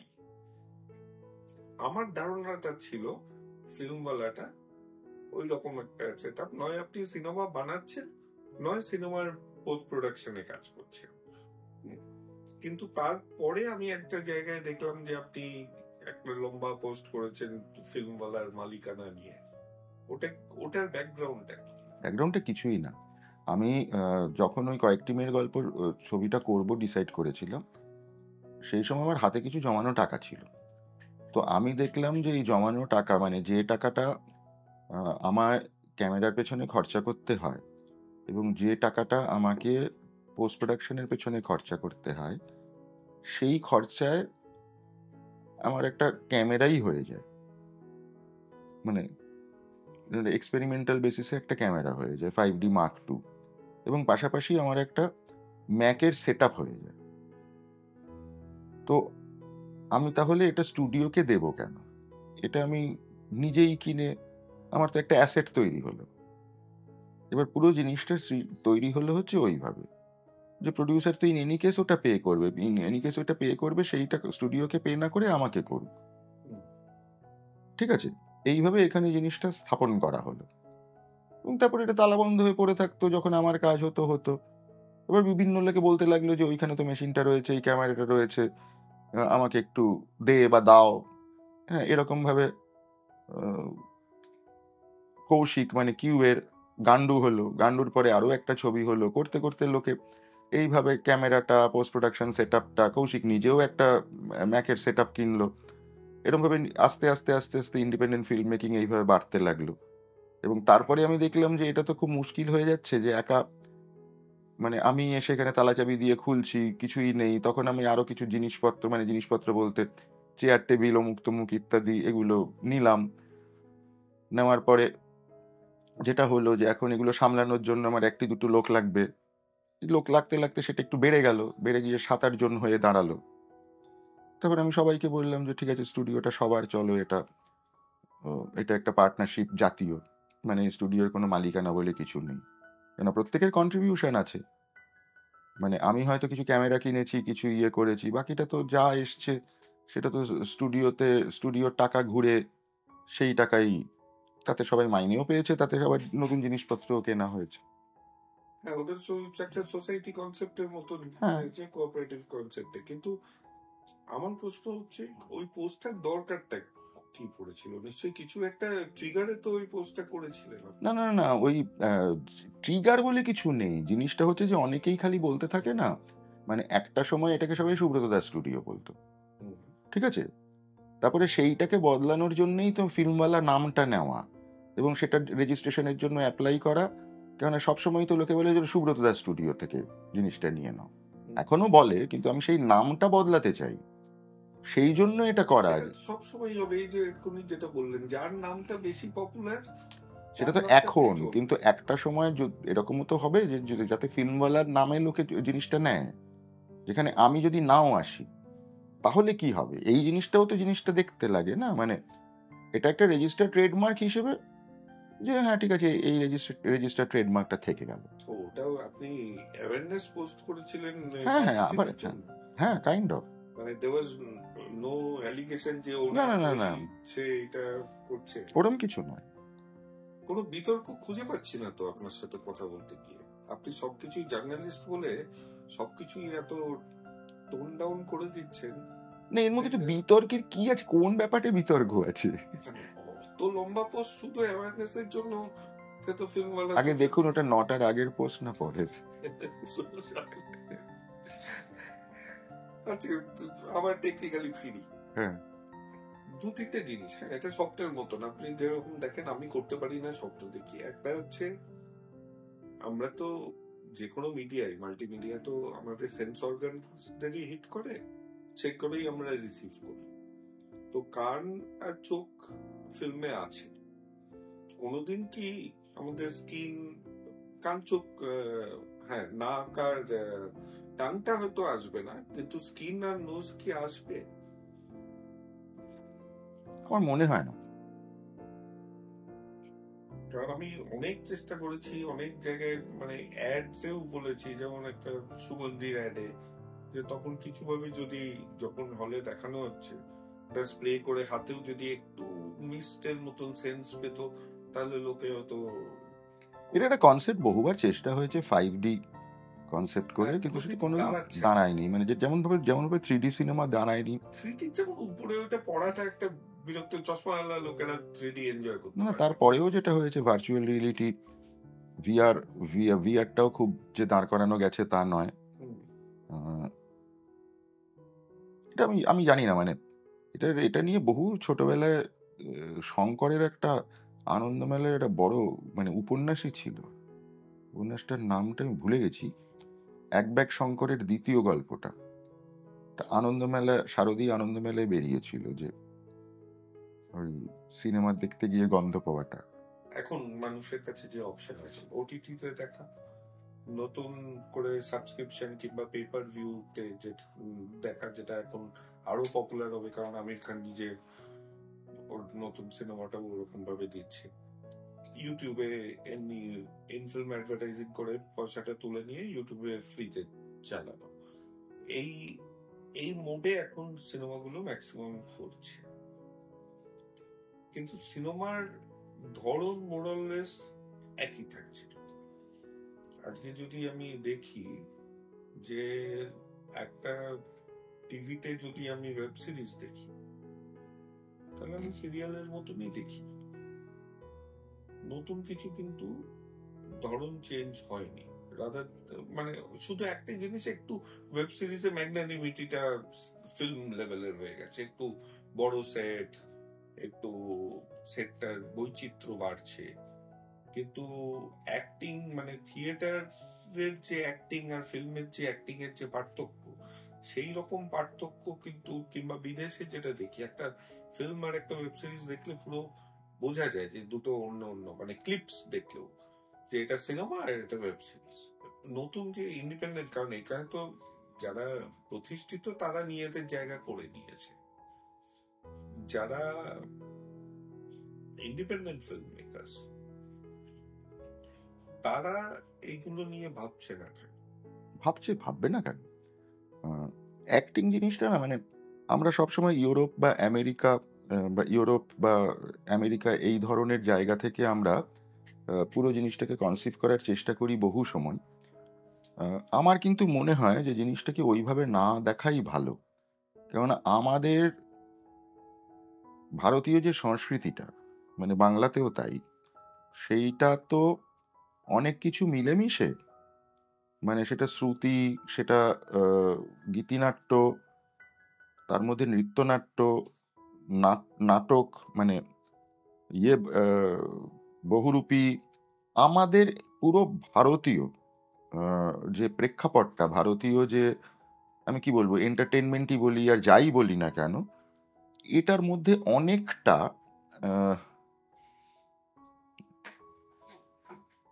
আমি বলবো এটা দেখনদারি আছে, যে দেখনদারিটা ইউরোপে মিসিং। ঠিক আছে, এই জায়গাটাকে, মানে এই জায়গাটা যদি আমাদের ভারতীয় সিনেমা এবং ভারতীয় লোক সংস্কৃতির মাধ্যম থেকে যদি আমি ধরে নিই, তাহলে আমি মনে করি না যে এখানে খুব সমস্যা কিছু আছে। যেমন আমি উদাহরণস্বরূপ বলতে পারি যে সত্যজিৎ রায়ের সিনেমায় আপনি যেভাবে অ্যাক্টিং দেখছেন, সেটা কমপ্লিটলি বদলে যায় যখন আপনি ঋত্বিক ঘটকের সিনেমায় অ্যাক্টিং দেখছেন। ঋত্বিক ঘটকের সিনেমার অ্যাক্টিং অনেক উচ্চকিত, অনেক মেলোড্রামাটিক, ঠিক আছে, এবং সেইটা অনেকটা আমি বলবো যে ভারতীয় লোক সংস্কৃতির দিকে ঘেঁষা। আমি এখন অবধি ঋত্বিক ঘটকের কোনো সিনেমা দেখেছি বলে মনে পড়ছে না। মানে অযান্ত্রিকের মতো ছবিতেও একটা, যতই যাই হোক, একটা গান আছে এবং কোথাও না কোথাও এটা একটু ক্রিয়েটিভ, মানে আমি বলবো যে মিউজিক্যালও বটে। সেই যে জায়গাটা তৈরি হয় ঋত্বিকের সিনেমায়, যেটা কিন্তু আমাদের দীর্ঘদিনের অভ্যেস, মানে সেটাকে আপনি নিতে পারেন, সেটাকে না নিতে পারেন। আমাদের কোথাও মনে হয় যে আমরা সবসময় যখন সিনেমাটাকে পার্টিকুলারলি দেখি, সেইটাকে আমরা একটা ইউরোপিয়ান দৃষ্টিভঙ্গি থেকে দেখার চেষ্টা করি, যেটা হয়তো সবসময় ঠিক নয়। আমার প্রশ্নটা ঠিক সেই জায়গাটাতে নয়, আমার প্রশ্নটা হচ্ছে ফরম্যাট অনুযায়ী। আপনি ইউটিউব ফরম্যাট, চ্যানেল গুলো দেখেন, হ্যাঁ ফরম্যাট অনুযায়ী আমি একটা কথা বলি, টিভিএফ দেখেন না টিভিএফ ভাইরাল ফিভার, না, মানে যেই গ্রুপটা থেকেই পঞ্চায়েত তৈরি হয়েছে, আমি দেখেছি, হ্যাঁ ওই- আমি ওই টিভিএফ গ্রুপগুলো- বলে আমি চিনতে পারিনি, হ্যাঁ পঞ্চায়েত ইত্যাদি তো এগুলো আমি ওদেরই দেখেছি। ছোট ছোট ছোট ছোট সিকোয়েন্স, এখন ভেরি পারিবারিক বলে একটা জিনিস চলছে, এসআইটি বলে আরেকটা খুব পপুলার আছে। তারা একটাই গ্রুপ ছোট ছোট ছোট ছোট সিরিজ বানিয়ে যাচ্ছে, যে জিনিসটা কিন্তু আমরা বাংলায় দেখছি না। মানে এই রকম ভাবে তারা অন্য এক্সপেরিমেন্ট করে যাচ্ছে, ছোট্ট গ্রুপ, যেটা আমরা গ্রুপ থিয়েটারে দেখি, যেটা ফিল্ম মেকিং এ দেখছি। ইন্ডিপেন্ডেন্ট ফিল্ম মেকার মানেই আপনি যেটা বলছেন, ফিল্ম মেকাররা বরঞ্চ বেশি বিদেশিদের ফলো করা, তাদের সিনেমা দেখে। ইন্ডিপেন্ডেন্ট ফিল্ম মেকার যাদের সাথেই কথা বলি, বাবা 15 মিনিট করে পরে কিছু বুঝি না তাদের কথা। তারা এমন সব কথা বলে আর এমন সব নাম ব্যবহার করে যাদের নামই জীবনে শুনিনি আমরা। তো মানে তখন সিনেমা শুনে বড় হয়েছে, ওরা ওই নামগুলোই ওরা বরঞ্চ শোনেনি। তো এই যে একদম অডিয়েন্সের জন্য নির্ভেজাল জিনিস, যেটা আমাদের টেলিফিল্ম বন্ধ হয়ে গেছে, টেলিফিল্মের মতন জিনিস এদিক ওদিক আকচার শর্ট ফিল্ম বানাচ্ছে, কিন্তু তারও কোনো কিন্তু একত্রিত প্রয়াস নেই, সবাই আলাদা আলাদা আইসোলেটেড করছে। এর জন্য বাংলা খুব বেশি আমার মনে হয় কিছু প্রোডাকশন হাউস নির্ভর হয়ে যাচ্ছে, এবং আসল যেই ফিল্ম মেকিং এর আর্ট, স্টোরি টেলিং এর আর্টটা, সেইটা আমাদের এখানে মিসিং হচ্ছে। কারণ আমরা পয়সায় বাহুল্যে কোনোদিনই সাউথ কিংবা বলিউডকে ছুঁতে পারবো না। আমাদের ছিল ভালো গল্প, ছিল খুব বেশি অ্যাক্টিভিস্ট কোচের গল্প, নির্ভেজাল হাসির সিনেমা কবে শেষ দেখেছি আমার মনেই পড়ে না। বাঙালি হাসে এখন, যে হাসির এটাই। সিনেমা এটা বানাবে। কেন হচ্ছে এটা? বাঙালি রসবোধ তো দেখতেই পান, ফেসবুকেই তো দেখা যায়। কেন এই যে, এবং কিছু করলেই ও তো এইখান থেকে চুরি করা। আজকে যেটা আমার যেটা সবচেয়ে লাগে, আমি চাই না উনি এই কারণে করেছেন কিনা, কিন্তু প্রীতম সে গেল বম্বেতে সুরকার হিসেবে, গিয়ে কপিরাইট কিনে একটা ময়নের ঘোরাঘুরি গান নিয়ে বিগি বিগি গানটা বানানো। কপিরাইট তো সে নিয়েছে, ও চোর চোর চোর চোর করে আমরা শুরু করে দিলাম। এই কারণে হয়তো সে আর কোনো বাংলা সুর বাউলাঙ্গে কোনো গানটার আগে যেগুলো বলিউড তো বাঙালিরা চালাতো, এখন পাঞ্জাবি চালাচ্ছে। এখন পাঞ্জাবি গানের মানে লিরিক্স হচ্ছে পাঞ্জাবিতে। আমাদের বাঙালি সুরকার গীতিকার যখন ছিল, তারা কিন্তু কখনো বাংলায় বলিউডের লিরিক্স করে। বাংলায় বাঙালি গীতিকার বম্বেতে খুব একটা ছিল বলে মনে হয় না। সুরকার তো ছিল, সুরকার অনেকে ছিল। নিতে পারতো।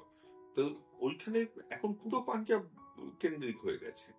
আজকে সুরকার তো সাউথেরও প্রচুর ছিল, তারাও তো নেই এখন। এআর রেহমান তো বম্বেতে কাজ করেন, মানে করেন মানে খুবই অল্প, যেগুলো বাইলিঙ্গুয়াল ছবি।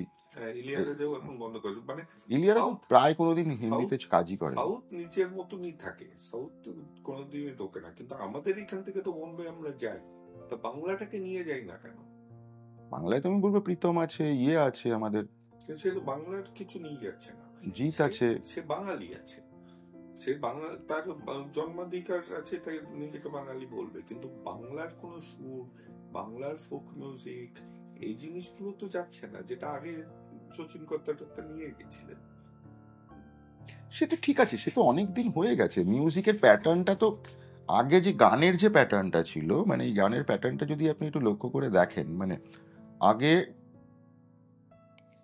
সিনেমার গান ছিল একটা নাটক, ঠিক আছে? মানে একটা যখন গানের দৃশ্যায়ন হচ্ছে, তখন বেসিক্যালি সেটা নাটকের মতো করে হচ্ছে। তাই তো? মানে আমি যেকোনো সিনেমা, যেকোনো একটা গান বলুন, মানে আ দুজন ধরা যাক একটা ডুয়েট গান হচ্ছে। একটা ডুয়েট গান হচ্ছে মানে বেসিক্যালি সুরের মাধ্যমে বা গানের মাধ্যমে একজন হিরো, হিরোইন তারা কিন্তু কথা বলছে।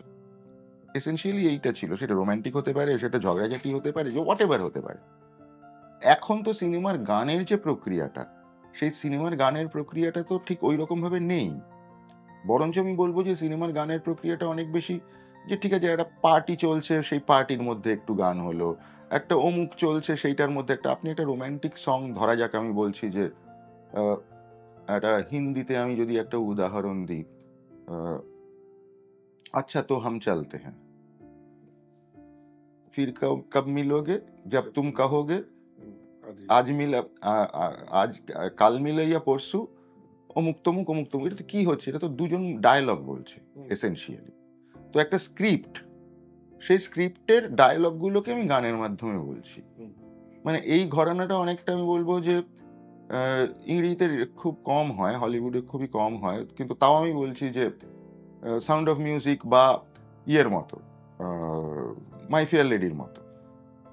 ঠিক আছে? যেখানে বা আমাদের এখানে এখানে যেটা খুব ইউজ করেছেন, মানে 'গুপি বাঘা' সিরিজের সত্যজিৎ রায় নিজে। আমাদের এখানেও আমাদের এখানেও যখন বাংলাতে গান হচ্ছে, তখন কি হচ্ছে? মার ঝাড়ু মেরে ঝেঁটিয়ে বিদেয় কর, অমুক তমুক। কিন্তু এখন আমরা যে গানগুলো দেখছি, সেই গানগুলোতে কি আছে? এটার মধ্যে তো নাটক নেই। এই গানটা হচ্ছে যে ধরা যাক একটা ক্যাবারে হচ্ছে। সেই ক্যাবারের সামনে বসে হিরো, হিরোইন বা অমুক তমুক সবাই নাচছে। কিংবা যদি নায়ক নায়িকার একটা প্রেমের দৃশ্যও হয়, সে একবার এদিক দিয়ে যাচ্ছে, ওদিক দিয়ে যাচ্ছে, গান তো চলছে ব্যাকগ্রাউন্ডে। তো ওখানে কি গান হবে? ওইখানেই তো বরং এখানেই তো অমিত ত্রিবেদী যখন ওই লুটেরা সিনেমাটাতে বাউল দিতে পারলো, সেটাও তো পিছনেই হচ্ছিল। অবাঙালি এরা বাউল দিচ্ছে, অবাঙালিরা বাংলা অনেকেই বাউল দেয়। বাউলের টিউন বহুবার ব্যবহার হয়েছে। মানে এখন আর হয় না। আমার মনে হয় যে বাউলের টিউন বরঞ্চ একটু অতি ব্যবহারে বেশি হয়ে গেছে। না, সেটা শুধু বাউল, আমাদের ভাটিয়ালি, বাউরিয়া, 18 রকমের আমাদের ফোক মিউজিক শুধু বাংলাতেই। তো সেইগুলো শুধু বাউল, কারণ যেহেতু বাউলকে দেখতে পাই চোখের সামনে, এর জন্য মাঝিকে না, তো না, আর আমি দেখা আমি যায় না। ইয়ে হিসেবেই ধরছি। আমি বাংলা ফোক মিউজিকটাকে ধরেই বলছি যে এগুলো সেটা- ইউজড হয়েছে। এখন এটা যে যখন যেভাবে পেরেছে করেছে। আমি আবার অন্য দিক থেকে যদি বলি, সলিল চৌধুরী দীর্ঘদিন বম্বেতে রাজত্ব করেছেন। সলিল চৌধুরী তো কোনোদিন ব্যবহার করেননি বাংলার গান। বরঞ্চ উনি যেটা বেশি ব্যবহার করেছেন সেটা হচ্ছে জ্যাজ, যেটা বেশি ব্যবহার করেছেন সেটা হচ্ছে ওই জাতীয় গান।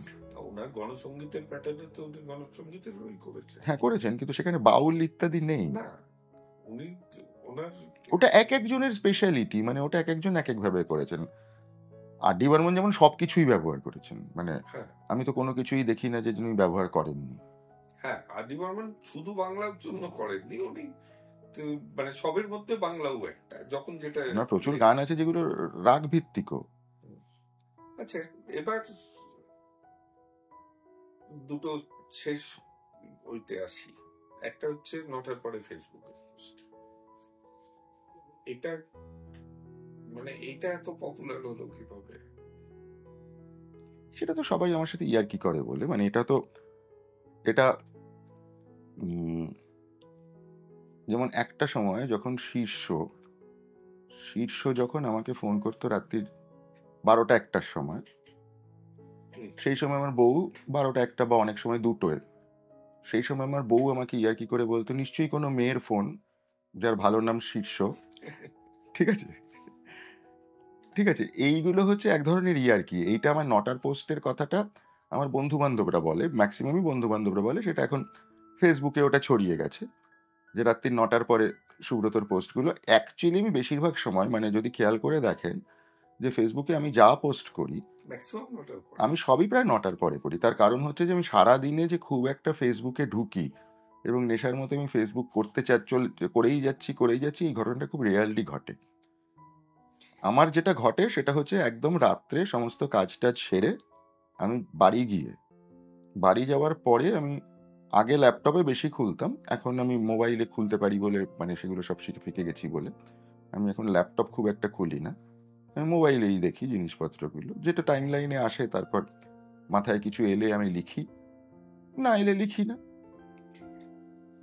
প্রশ্নটা আপনাকে করলাম তার একটা কারণ আছে। কিছুদিন আগে একজনকে মানে আপনাদের একজন জার্নালিস্টকেই জিজ্ঞাসা করেছিলাম, কারণ আমি তো হিন্দিও শুনি, তাই আমি বলছি বাংলা এরকম আলোচনা গুলো সাহসী হতে পারে না কেন? তো বলছে কিরকম? তো আমি বললাম, মানে হিন্দিতে আমি শুনেছি বিদ্যা বালানকে জিজ্ঞাসা করছে যে তুমি কি ধরনের ওয়াইন প্রেফার করো। নটার পরে যে আপনি যতই ঘুরে ফিরে তো ওইদিকেই ইঙ্গিতটা তো বন্ধু বান্ধবদের ওটাই আসছে। হ্যাঁ, সেটা আসছে, তাতে তো অসুবিধে কিছু নেই। মানে এমন তো নয় যে এইগুলো আমার নিয়ে 21 আমার বছরের বাংলা কম বয়স, হ্যাঁ, আমার 21 বছরের কম বয়স বা মদ সেটাই। খাওয়া বেআইনি, হ্যাঁ, এটা তো নয়। তো আমার এর সেটাই। মধ্যে সমস্যাটা তো কোথায়? না, সেই নিয়ে আমরা আলোচনা করি না কেন? মানে এটা এটা তো আলোচনা করার কি আছে? আলোচনা করার আছে। আমি যেমন সহজ, আমি আপনাকে ক্লিপস গুলো পাঠিয়ে দেবো। আমি দুটোই বলছি, উত্তরই বলে যে একজন আছে সামলিশ বলে, তিনি সীতারাম ইয়েচুরিকেও জিজ্ঞাসা করেছিলেন, সেটাও অন্য প্রশ্ন। বিদ্যা বালানকেও জিজ্ঞাসা করেছে বাই দ্য ওয়ে। তো অনুরাগ কাশ্যপ আর বিশাল ভারদ্বাজ দুজনকেই জিজ্ঞাসা করলো যে তুমি পর্ন মুভি দেখো কিনা। তাদের উত্তরগুলো কিন্তু দুজনেই স্বীকার করলো এবং উত্তরগুলো পুরোপুরি অন্য হয়েছিল। কিন্তু আপনার কি মনে হয় যে বাংলাতে আমি এই প্রশ্নটা করতে পারি? সবাই না করার কি আছে? আপনার সামনে না, উনিও বললেন যে করে দেখো, তাহলে দেখবে। আপনার সামনে সাহসটা পাই, কিন্তু সবার সামনে হয়তো করতে পারবো না। এরপরে যাকে করবো তাকে হয়তো পারবো না। তো সেই জায়গাটাতেই যে, কারণ অনুরাগ কাশ্যপ বললো যে আমি দেখি, কারণ সেইটা সত্যি কিনা জানি না, নাকি পর্ন আমাদের থেকে সবসময় টেকনোলজিক্যালি অ্যাডভান্স থাকে। যখন আমরা ডিভিডি দেখছিলাম তখন অলরেডি এইচডি শুরু হয়ে গেছে ওইদিকে। এর জন্য আমি দেখি যে নেক্সট কি আসছে। বিশাল ভারদ্বাজ আবার বললেন যে মনের ওইটা, আমাদের মন্দিরের এইসব খোদাই গুলো সবসময় বাইরে থাকে, ভিতরে থাকে না। এর জন্য ওইগুলো দেখলে মনের বাইরে জিনিসটাকে রাখা যায়। সবাই নিজের মতো করে উত্তর দিল, কিন্তু উত্তর কিন্তু দিয়েছে। তো তাহলে করি আজকে আপনাকে। করুন। হয়তো করলাম তো। মানে আমি পর্ন মুভি দেখি কিনা? হ্যাঁ, কারণ আপনার সিনেমাতে এত বেশি ইন্টিমেট সিন পাওয়া যায়, ইন্টিমেট সিনস, তো তখনই প্রথম প্রশ্ন হচ্ছে যে চিন্তাধারাটা আসে কোথা থেকে? সেটা পর্ন মুভি থেকে আসে না। তবে পর্ন মুভি আমি দেখি না এরকম নয়। মানে খুব একটা যে দেখি তাও নয়। আমার পর্ন মুভি দেখার কোনো অ্যাডিকশনও নেই, এবং পর্ন মুভি না দেখলে আমার অসুবিধে হচ্ছে এরকম বিষয়টা নয়। মাঝে, মাঝে আমি দেখি, হাতে পড়লে দেখি। আগে আরেকটু বেশি দেখতাম, এখন তো প্রায় সমস্ত সাইটই বন্ধ করে দিয়েছে, সুতরাং এখন একটু কম দেখা হয়। সেটা ঘটনা। কিন্তু আমি ওই জায়গাটা কিন্তু আমি ইয়ে থেকে পেয়েছি, মানে পর্ন মুভি থেকে আমার আইডিয়া এসছে এরকম কিন্তু নয়। আচ্ছা। এবং সিনেমাতে আমি মনে করি না যে সিনেমাতে পর্নোগ্রাফির খুব একটা জায়গা আছে। নিউডিটির জায়গা থাকতে পারে। নিউডিটির সাথে ইয়ের কোনো বিরোধ নেই। উম মানে পর্নের সাথে এই জিনিসটা না খুব সূক্ষ্ম একটা জায়গায় ভ্যারি করে। মানে একটা জিনিস যেটা সেনসুয়াস, আর আরেকটা জিনিস যেটা হচ্ছে পর্নোগ্রাফি বা ভালগার। এই যে কোন জায়গাটায় আমি বিলং করব, এই জায়গাটার উপর নির্ভর করবে যে আমি কিভাবে পর্নোগ্রাফি দেখে সেটা শেখা যায় বলে আমার মনে হয়। সবসময় যে ভালগারটা কিন্তু নয়, মানে অনেক সুন্দর ভাবে পরিবেশন অনেকে করে। হ্যাঁ, সুন্দরভাবে পরিবেশন করা যায়, কিন্তু আমাদের কতগুলো প্যারামিটার আছে, যেটা আমাদের ইন্ডিয়ান সেন্সর বোর্ডের প্যারামিটার। সেই প্যারামিটারগুলো হচ্ছে যে আমরা কোনো মহিলার আমরা ফ্রন্টাল নিউডিটি দেখাতে পারি না। এটা আমাদের ইন্ডিয়ান সেন্সর বোর্ডের আইন বিরুদ্ধ। সুতরাং আমি যদি দেখাতেই না পারি, তাহলে আমার সেটা মানে আমি সেটাকে আমি ইয়ের মধ্যে ফেলবো কি করে?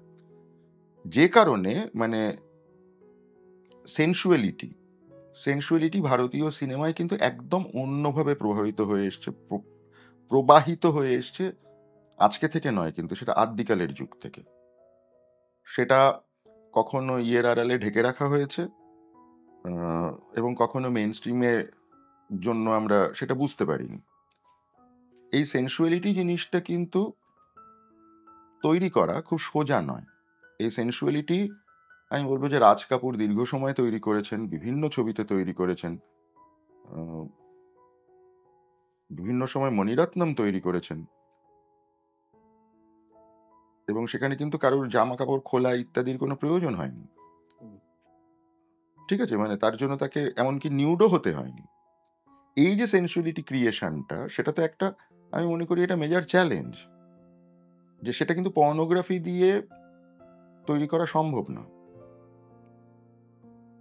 আলোর ব্যবহার তো অন্যরকম, আলোর ব্যবহার তো সে যেরকম হবে সেটা তো আলো আলো তো হবেই, তো পর্নোগ্রাফিতেও করতে হবে, ইয়েতেও করতে হবে। কিন্তু সেই আলো যে তৈরি করা একটা সিনেমার জন্য, যে খাটনিটা খাটতে হয়, আমি একটা ছোট্ট উদাহরণ দিচ্ছি। একটা সিকোয়েন্স আছে যেটা হচ্ছে পরিন্দা ছবিতে, বিধু বিনোদ চোপড়ার। ঠিক আছে, একটা লাভ মেকিং সিকোয়েন্স আছে মাধুরী দীক্ষিত আর অনিল কাপুরের।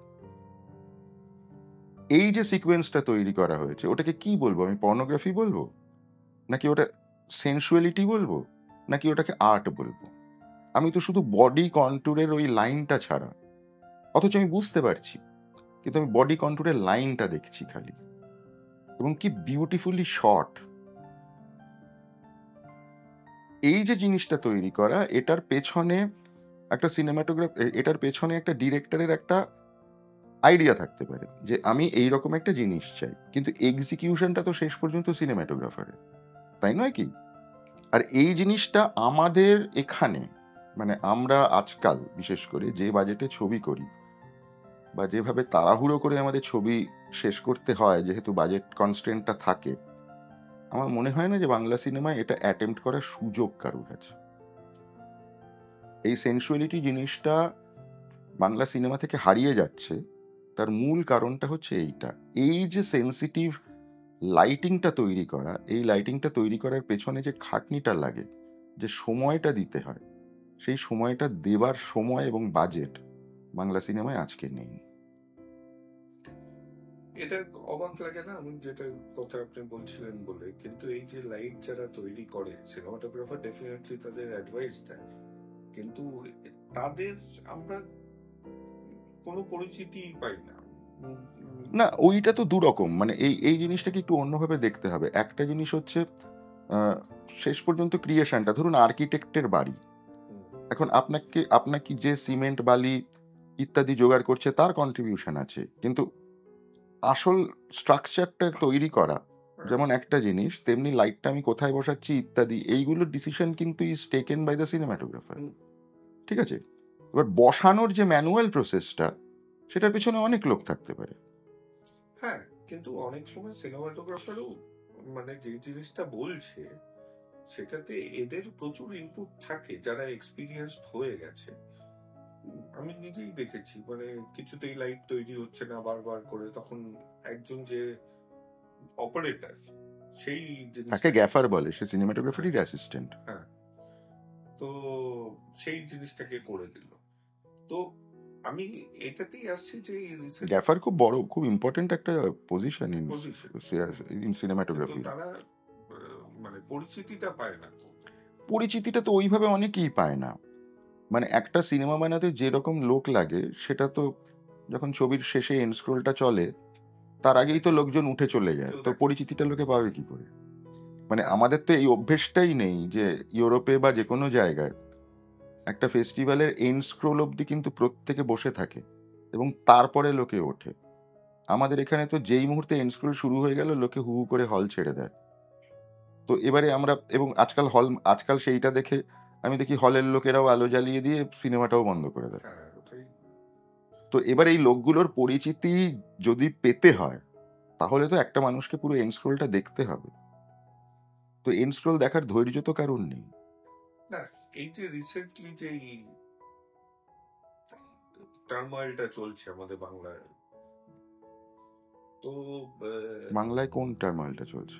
এই তো রিসেন্টলি শুনছি মাঝে মাঝে শুটিং বন্ধ হয়ে যাচ্ছে, মাঝে মাঝে লড়াই চলছে গিল্ডে গিল্ডে।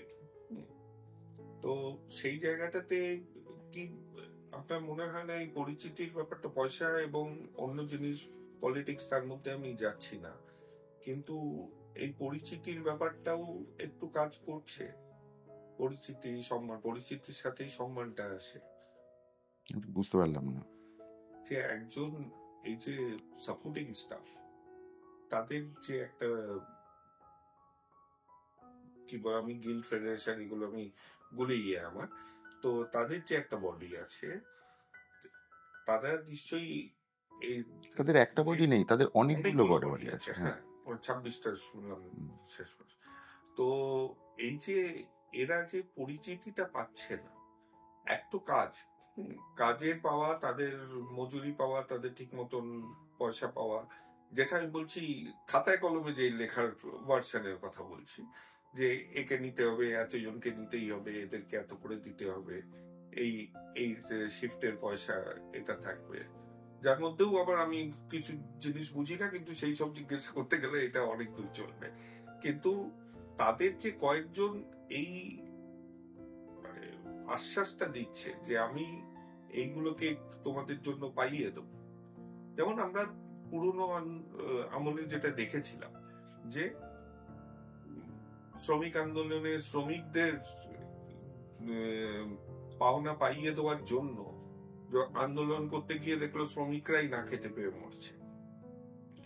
এইরকম একটা জায়গা ফিরত আসছে এখন আমাদের এই বাংলা ফিল্ম ইন্ডাস্ট্রিতে, এরকম মনে হচ্ছে না? কারণ লোকজন তো বাংলায় শুনছি কাজই নিয়ে আসছে না, কাজ অন্য জায়গায়, বাঙালিরাও কাজ অন্য জায়গায় করা প্রেফার করছে যারা বাংলা। তো সেই রকম কি একটু দেখছেন সিঁদুরে মেঘ? আমি এটা একটা জিনিস বলছি যে আমাদের মানে যেগুলো তথ্য আমি সেইগুলো বলতে পারি, বাকিগুলো তো কনজেকচার। আমি যেটা দেখছি সেটা হচ্ছে যে একটা সময় বাংলার একটা মেজর অ্যাডভান্টেজ ছিল। সেই অ্যাডভান্টেজটা হচ্ছে যে বাংলায় বেশ কিছুটা খরচ কমে অন্য রাজ্যগুলোর তুলনায় কাজ করা যেত। আমরা সেই জায়গাটা কিছুটা হারিয়ে ফেলেছি, এবং এখন বম্বের লোকেরা কাজ করতে এলেও যে তাদের যে রেমিউনারেশনটা এখানকার টেকনিশিয়ানদের দিতে হচ্ছে, সেইটা খুব একটা তাদের মানে ওখান থেকে শিফট করে এখানে এসে যে কাজ করবে এগুলোর যে ইকোনমিক ভায়াবিলিটি, সেই ইকোনমিক ভায়াবিলিটিটা কমে যাচ্ছে। এটা হচ্ছে এক নম্বর। ইকোনমিক ভায়াবিলিটিটা কমে গেলে বম্বের কাজ এবং সাউথের কাজ এখানে কমছে। এটা কিন্তু রয়েছে, এটা তো একটা পার্ট। ২ নম্বর যে পার্টটা হচ্ছে যে সিনেমা ইন্ডাস্ট্রিটা তো শুধুমাত্র সিনেমা ইন্ডাস্ট্রি বলতে আমরা মানে প্রত্যেকে, মানে একজন ডিরেক্টর থেকে শুরু করে একজন যে চা দিচ্ছে ফ্লোরে সেই অবধি, মানে প্রত্যেকটা মানুষ, এই প্রত্যেকটা মানুষ আমি ধরে নিচ্ছি যে ৭-৮ হাজার মতো এখানে এই ধরনের লোক আছে। প্রত্যেক দিন টেলিভিশনে যে কাজটা হয় সেই টেলিভিশনের কাজটা অ্যাপ্রক্সিমেটলি ১,০০০ থেকে ১,৫০০ লোকের রেগুলার একটা কাজ আছে টেলিভিশনের জন্য। এবার বাকি যে জায়গাটা সেটা তো, এটা তো একটা ফ্রিল্যান্স জায়গা। এই ফ্রিল্যান্স জায়গাটায় যত কাজ কমে যায় তত এই লোকের এই রোজগারটা কমতে শুরু করে, এটা তো ঘটনা। এইটা সামগ্রিকভাবে এইটা হয়, এবং পাশাপাশি যেটা হয় সেটা হচ্ছে সিনেমা ইন্ডাস্ট্রির ব্যাপ্তিটা শুধুমাত্র এই টেকনিশিয়ানের পয়সা ইত্যাদি কিন্তু নয়। এর বাইরে একটা জিনিস ভাবতে হবে যে যখন একটা সিনেমা চলছে বা একটা টেলিভিশন চলছে, তখন এই সিনেমা ইন্ডাস্ট্রির বাইরে, মানে আমি ধরা যাক, আমি কথার কথা বলছি, ৩০টা সিরিয়াল চলছে। ৩০টা সিরিয়াল মানে ৩০ ইন্টু ৫০, ঠিক আছে? ১৫০০ লোক 50 করে এক একটা ইউনিটে, আমি অ্যাভারেজে ধরছি আর কি। ১৫০০ লোক দুপুরে খাচ্ছে। এই যে ১৫০০ লোক দুপুরে খাচ্ছে, তাদের খাবার যোগান দেওয়ার জন্য অন্তত ৫০টা লোক আছেন, মানে যারা বাইরে রান্না করছে, এনে দিচ্ছে, ঠিক আছে? তেমনি কিছু লোক আছে যারা গাড়ি চালাচ্ছে, গাড়ির চালক এদেরকে নিয়ে আসছে, নিয়ে যাচ্ছে, অমুক করছে, তমুক করছে। আমি ধরে নিচ্ছি সেখানেও আরো ২৫-৩০ জনের কর্মসংস্থান হচ্ছে। কর্মসংস্থানটাকে দেখতে হয় হচ্ছে শুধু এই ইন্ডাস্ট্রি নয়, অ্যান্সিলিয়ারিটা ধরে। এবার যেই মুহূর্তে ধরা যাক বম্বে থেকে বা সাউথ থেকে কোনো একটা ছবি এখানে শুট করতে আসছে, তখন এখানকার যে টেকনিশিয়ান তাদের পাশাপাশি যে জিনিসটা হচ্ছে সেটা হচ্ছে ট্যুরিজম সেক্টর ইত্যাদি, এইগুলো মিলে না জিনিসটা অনেক বড় হয়ে দাঁড়ায়, যেটাকে আমরা সাধারণভাবে দেখি না। সিনেমার ক্ষেত্রে যেটা হয় যে সিনেমাটা তো বা টেলিভিশনটা তো হলো, এবার যে টেলিভিশনটাকে যে সেটাকে প্রসেস করা, সেই প্রসেসিং এর পেছনে একটা টেলিভিশন চ্যানেল, সেই টেলিভিশন চ্যানেলে কত লোক চাকরি করছে, সেই টেলিভিশন চ্যানেল থেকে যখন এটা বেরিয়ে সেটা কেবল অপারেটরদের কাছে যাচ্ছে, তখন সেখানকার কর্মসংস্থান, এবং তারপরে যখন দর্শক ইত্যাদি যে কেবল অপারেটর যে কেবল লেআউট করছে, এই জিনিসটা দেখতে গেলে, বা সিনেমা হলের ক্ষেত্রে যে সিনেমা হলগুলো চলছে, সিনেমা হলের আসার থেকে শুরু করে প্রত্যেকটা যে পপকর্ন বিক্রেতা, এমনকি হলের বাইরে যে ঝালমুড়ি বিক্রি করছে, এই কর্মসংস্থানটা কিন্তু খুব কম নয়। আমরা কিন্তু এই জায়গাটা একটু একটু করে, আমি যেটা দেখছি, মানে সেটা আমার বলার কিছু নেই, এটা পরিসংখ্যান বলছে যে 2023-এ বাংলা ছবি তৈরি হয়েছিল 132টা। 2024-এ সেই বাংলা ছবির সংখ্যা নেমে গেছে হচ্ছে 39টা। হ্যাঁ, এবং এবছর যেটা আশঙ্কা করা হচ্ছে, যেটা 20 পেরোবে না। এটার পেছনে কি কারণ, সেটা শ্রমিক আন্দোলন নাকি সামগ্রিকভাবে অর্থনীতির সমস্যা, এটা খুব চট করে বলা খুব মুশকিল, কিন্তু সবগুলো মিলেমিশে, হাসিটাতে বুঝে যাচ্ছি আর যে সবকিছু মিলেমিশে একটা কিছু, যে everything is not right in this industry, সেটা শুধু পরিসংখ্যান আমি খালি দিতে পারি। এর বাইরে আর কোনো কথা বলার এখতিয়ার আমার নেই। অবশ্যই। আচ্ছা, শেষ দুটো প্রশ্ন, দুটো মানে চয়েস। একটা হচ্ছে দিল্লি আর কলকাতা এর মধ্যে, এবং কেন? কলকাতা। তার কারণ হচ্ছে কলকাতা আমার শহর, মানে আমি কলকাতাতে বিলং করি।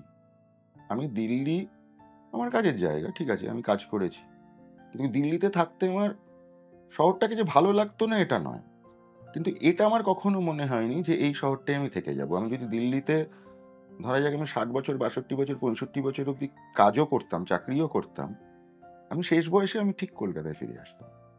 কারণ কলকাতা হচ্ছে আমার শহর, কলকাতায় আমি জন্মেছি, কলকাতায় আমি বড় হয়েছি, কলকাতায় যে কমফর্ট জোনটা আমি পাই, যে জায়গাটা আমার মনে হয় যে, এবং আমার মনে হয় থাকার পক্ষে কলকাতা অনেক বেটার জায়গা। বাবা, দিল্লিতে কি গরম পড়ে আর কি ঠান্ডা পড়ে, দুটোই অসহ্য। লোকজন তু করে কথা বলে, সেটা আরো সহ্য করতে হয় না। তো না, আমাদের কারণ আমাদের এই তুলি বাংলাটা তো শুরু করাই এই কারণে যে এই যে একটা অদ্ভুত একটা নৈরাশ্য না, যে কলকাতা ছেড়ে বেরোতে হবে, না হলে কিছু হয় না, এই যে একটা ব্যাপার। কলকাতা ছেড়ে বেরোতে হবে, এটা সত্যি সত্যি অনেকেরই মনে হয়, মনে হচ্ছেও, এবং অনেকেই দেখছি আমি, বিশেষ করে ইয়াং জেনারেশন, তারা বাধ্য হচ্ছে। আমি বলবো যে তারা যে খুব খুশি মনে সবাই ছেড়ে চলে যাচ্ছে এরকম তো নয়। তো সেটা তো, কিন্তু আমার মনে হয় না যে কলকাতায় যারা আসলে কলকাতায় থেকেছে, বড় হয়েছে, তারা আজীবন অন্য কোথাও, মানে থেকে যেতে বাধ্য হলে হবে, কিন্তু আজীবন অন্য কোথাও থাকবে এটা আমার মনে হয় না। ফেরত আসার সবাই চেষ্টা করে। আমি নিজে 13 বছর ছিলাম, মানে প্রতিটা দিন মনে হয়েছিল যে কবে ফিরবো, কারণ হ্যাঁ, আমিও তো দিল্লিতে 12 বছর ছিলাম না। তো সেই জায়গাটাতে সব সময় একটা, এখন আসলে মানুষ মানুষের সাথে মিশছেও কম, তো এর জন্য হয়তো কলকাতা ব্যাপারটা তারা বুঝছে না, নতুন প্রজন্ম। যাই হোক, এবার দ্বিতীয় লাস্ট প্রশ্ন, জার্নালিজম না ফিল্ম মেকিং? দুটোই, এইটা আমার কাছে চয়েস করা খুব মুশকিল। তো একটা আপনি হবি করে ঢুকে ক্যারিয়ার হয়ে গেছে, আরেকটা আপনি ক্যারিয়ার করেই ঢুকেছিলেন। না, এই দুটোই নেশা। মানে আপনি এই প্রশ্নটা এইভাবে করতে পারেন যে সিগারেট না মদ, আমি বলবো দুটোই। আচ্ছা, ঠিক আছে, এই জায়গাটা আমার কাছে খুব মানে দুর্বোধ্য আর কি। মানে এটা হচ্ছে নেশা, মানে সেটাই তাহলে মেনে নেবো যে একজন জার্নালিস্ট যিনি নির্দেশক হয়ে গেছেন। না, সেটাও আমি মেনে নিতে রাজি নই। মানে আমি বলবো যে I also make films, I also do journalism. ভালো লাগলো কথা বলে। আচ্ছা, ঠিক আছে, থ্যাংক ইউ সো মাচ, দারুণ লাগলো, আমারও খুব ভালো লাগলো আড্ডাটায়। একটা শেষ জিনিস যেটা ভুলে যাই, সেটা হচ্ছে আপনি যদি ওই ক্যামেরার দিকে তাকিয়ে একদম দর্শকদের চেয়ে আই লক করে যদি একবার বলে দেন যে আমাদের চ্যানেলটা সাবস্ক্রাইব করার জন্য, তাহলে আপনার কথা হয়তো তারা শুনবে বেশি। নমস্কার, আমার নাম সুব্রত সেন। আমি অনুরোধ করছি তুরি ফিল্মসের আমাকে নিয়ে পডকাস্টটা আপনারা দেখবেন, এবং সেই সঙ্গে অনুরোধ করছি তুরি ফিল্মসের যে সমস্ত কাজগুলো আসে ইউটিউবে এবং ইন্টারনেটে, সেগুলো আপনারা সাবস্ক্রাইব করবেন এবং দেখবেন। নমস্কার। শেষ জিনিস, আমাদের এক বন্ধু যার দৌলতে আমরা এইগুলো করতে পারি, এই কোম্পানিটার নাম হচ্ছে মণিপুরা আয়ুর্বেদা। আচ্ছা, এরা এসেনশিয়াল অয়েল বেসড প্রোডাক্টস বানায়। বাহ, চমৎকার জিনিস। একদম শুদ্ধ গাছের নির্যাস থেকে। ওটা মনে হয় বডি সোপ নাকি বডি ওয়াশ। Body wash. আর এইটা দেখে মনে হচ্ছে এয়ার ফ্রেশনার। হ্যাঁ, লেমন গ্রাস এয়ার ফ্রেশনার। খুব ভালো জিনিস, আমিও আজকাল এরকম ইউজ করি। আমি কিনি হচ্ছে ওটার কি নাম কোম্পানি, ওদেরও এরকম এসেনশিয়াল অয়েল আছে। এদেরই কম্পিটিশন। ওই জায়গাটা বিপ করে দেবো। ওরা এটা ইউজ করে দেখবেন কেমন মনে হয়। এবার এটাতেই এটা উঠছিল, আমি বুঝতে পারিনি। যার ইউজ করেন সেটাকে বাদ দিয়ে এটা ইউজ করে যদি এটা ভালো লাগে, কারণ অবশ্যই আমি এটা ইউজ করব। ওরা ব্যবসা পেলে, আমি প্রমাণ করতে পারলে আমাকে আরেকটু পয়সা দেবে, আরো কয়েকটা এপিসোড বাড়াতে পারবো। আচ্ছা, ঠিক আছে। Thank you so much. নমস্কার।